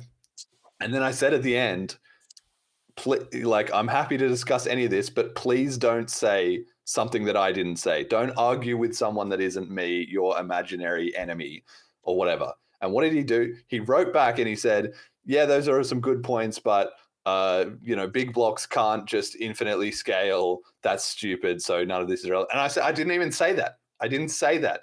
I specifically said, don't argue with something I didn't say. And he did anyway. And then when I wrote that back, like, I feel like fine. And then he said, well, fair enough. Actually, you have some semi-reasonable points. So that's just an instance of how you can break down this cognitive dissonance that people will have, where they're fighting. They're not arguing with you. They're arguing with their projected version of the evil person that I want to be able to caricature of BCH or whatever. Exactly. And that's often years out of date. It's with gigamegs. It's with someone that wasn't you making some argument in a different time at a different point that had nothing to do with what you're saying or what anybody is saying now. And so to get them up to that point, that's how you have to do it. You have to show so much sincerity that you're willing to engage fairly with them and then deal with their points very fairly one by one. And then when they say, well, what about this? Then you say, I didn't say that. Who are you talking to? And that's when you can get the light to go on at least a little bit. Like, yeah, wait, maybe I'm not, I'm not, this is 2025. I always say that a lot too. It's 2024. It's 2025, just bring that to their attention. The split was 8 years ago. Paul Stortz, exactly the same thing. He was now complaining it's BCH's fault. It's the big blockers' fault for leaving me with the crazies in BTC. Like the ultimate level of just. I love that post. I really thought I liked it. I liked it because when he started, hang on a minute, what are you fighting there? This is proper Stockholm syndrome.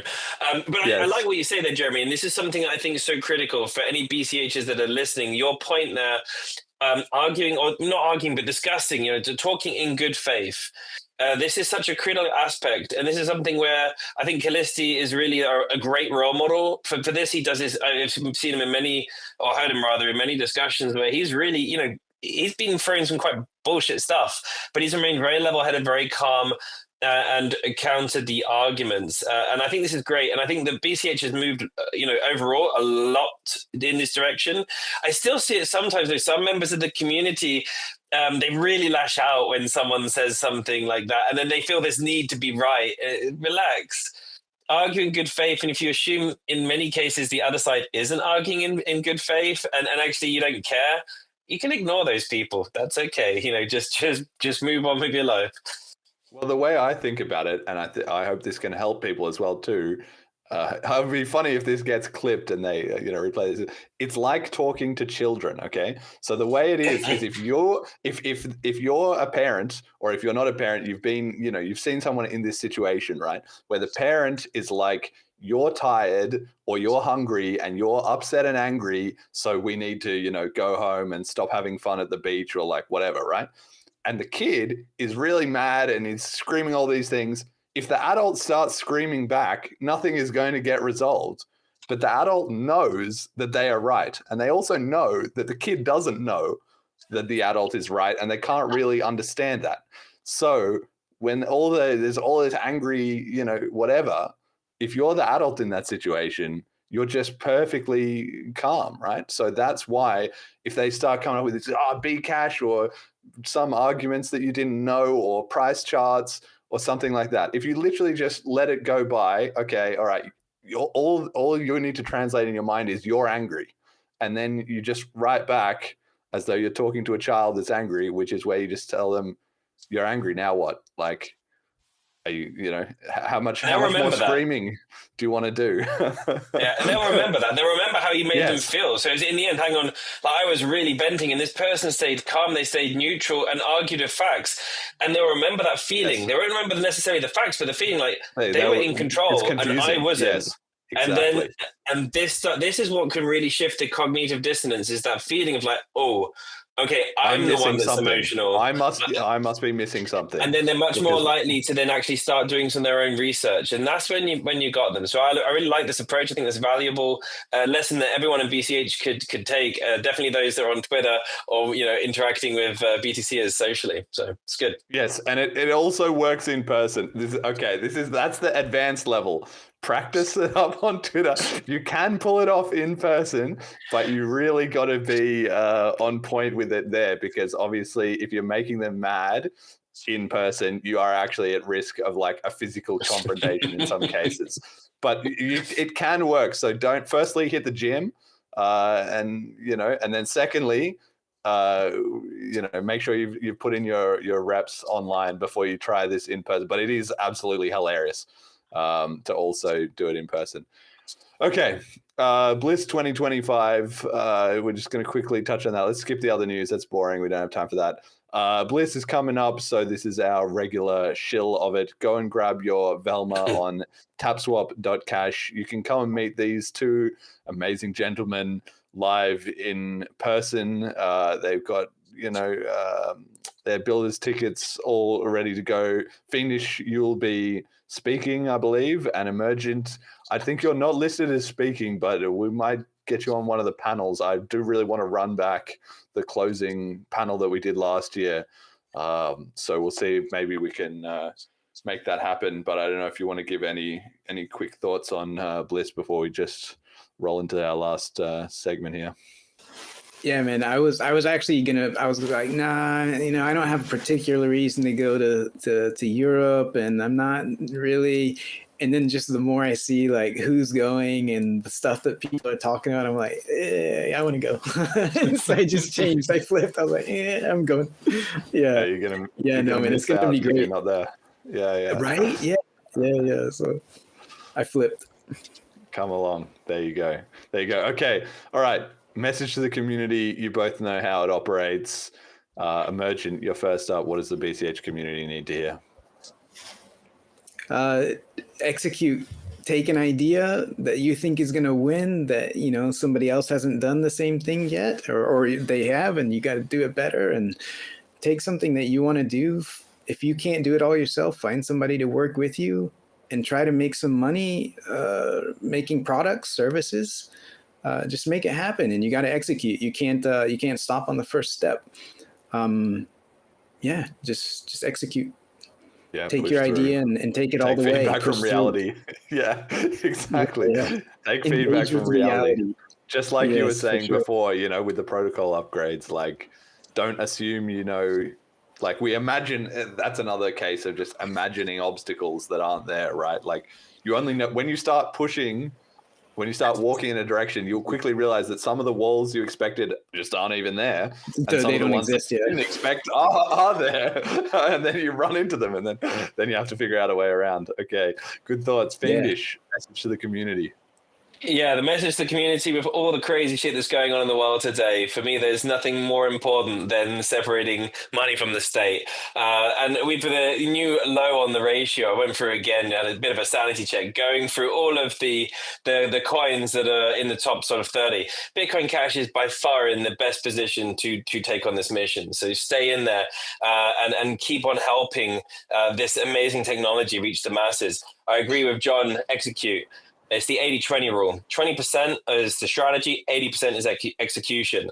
Get out of Telegram. Stop having ideas. There's loads of them. Shoot on one of them. Pick your best idea or someone else's idea. Quit whinging, quit discussing it, go and do it, and we'll have success.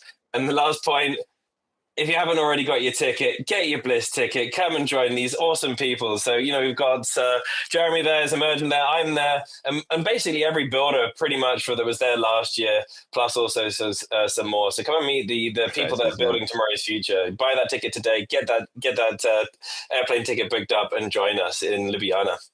Yeah, somebody commented a little while ago saying about, did Peter Risen start Nexa? Like, why did he just go off on that? Why doesn't he just help BCH win? And he is going to be speaking at Bliss, and so we're all going to get a chance to meet him, and you could buy a ticket. Come along and ask him yourself, what's the deal? What's going on? Like, what are we wasting time with his Nexa nonsense rather than just making it happen on BCH? It's very understandable that at the time, for whatever reason, they felt like they needed to do things in their own way, but BCH has improved a lot, and I'm sure he is going to be feeling that on the ground at Bliss for sure. So that's the exact way to get people back in the game, basically. And then, of course, Snowflake to Avalanche, right? You get a couple of people switching back, and before you know it, everyone else is thinking, wait a second, this has got some serious legs. We're really starting this, maybe we're just sort of on the precipice of that. I feel like Ryan X Charles has been crushing it recently. Shout out to him. After coming on the show, he was floating some more ideas on Twitter. What about this? What about this? Different ideas. Peter Risen, few more. I feel like we got a winning combo assembled. All right. Our Fund Me. Quick shout outs to Majamali Marcelo, Founding Father, Molecular, The Show We Love, Erdogan Talk, Economics Writer, Milton Friedman, at Cash Stems, Keep Calm and Bitcoin Cash, and Emergent Reasons. Please experiment with new ways to get you, Callisti and Fiendish, in front of some serious media spotlights. On that, actually, yeah, it would be good, but it's just, we're just so strapped for time and attention. That's kind of cuts to what I was saying before. I think that the best we can do is just keep doing good work in the ecosystem, and we'll know it's really crushing it when people start coming to us. That's which we've started to see maybe with that, whatever her name was, Tatiana, whoever, who wanted to do a debate and then fell through. I might follow up with her what happened about that. But anyway, by the way, Milton Friedman is sponsoring the BCH podcast. That's amazing. Back from the dead, there's some money. Do it. Let's go. I think Adam Back was also a supporter at some point. Right? Peter McCormack. I think that was real. I did some chain analysis. I'm pretty sure that was. he would be a Pump.Fun believer, that's for sure. There's no doubt about that. All right. Our supporters. Pump.Fun Luke token on Pump. Yes. Our donators, thank you very much. Really appreciate our patrons, Ricky and HP, and our sponsors, General Protocols. Check out bchbull.com. So thank you for watching the show. The start guide, FAQs, and links are at bitcoincashpodcast.com. If you're new, you can listen to episode 85 and try Selene Wallet at selene.cash. Final shout outs. Emergent, you're first. Just shout out to everybody who's making effort and pushing ahead and trying to make things happen. I really appreciate everybody, and there's so many out there. I'm looking forward to everybody's success. Fiendish, Big shout out to every single one of you people at Bcashers that stays positive and keeps on building, keeps on making this ecosystem better. Big shout out to you. Jet? A dumb shout out. John Mess made this sweater, super comfy sweater. I'm a big fan. All right, nice. Good stuff. And my shout out goes to the two of you because, like I said at the start, it really is the case that having Fiendish and friends, having GP spaces, I listen to that, at the end of the day sometimes when I'm kind of winding down, getting ready for bed. And it's a good kind of, time that I can just be relaxing. And then that's all then swirling around in my head when I'm asleep. And the next day, suddenly I'm having all these fresh ideas, right? And it just takes so much pressure off my shoulders. I feel like having so much regular content, and also Paul as well. I got to give it. He's been crushing it with the YouTube videos. He's been in the Philippines recently. He's been doing great work. Definitely go check out his channel. He'll be at Bliss too. I'm 99% sure. So yeah. Just the other content guys. Paul has been amazing. A big shout out to Paul. I really love that. He's our toned down, PG family friendly Sonny in Europe, basically. Because he's actually going out. He's making videos, of showing Bitcoin Cash usage, and yeah, really nice. Really, really appreciate that. Yeah, well, I'm hoping they'll run some more of those. They did that meetup and got Thierry Bourdet in there, and that was apparently kicking off. They had 50 or 60 people at that. So before we know it, there might be a whole new hub, that sort of Netherlands/Belgium region for some reason. Yet again, who knows how these things work? Seems to be a bit of a BCH hub. So we'll keep an eye on that. But come to Bliss and meet him too. He's a great guy. All right. Thank you, everybody, for listening. Until next time. Take care. Bye.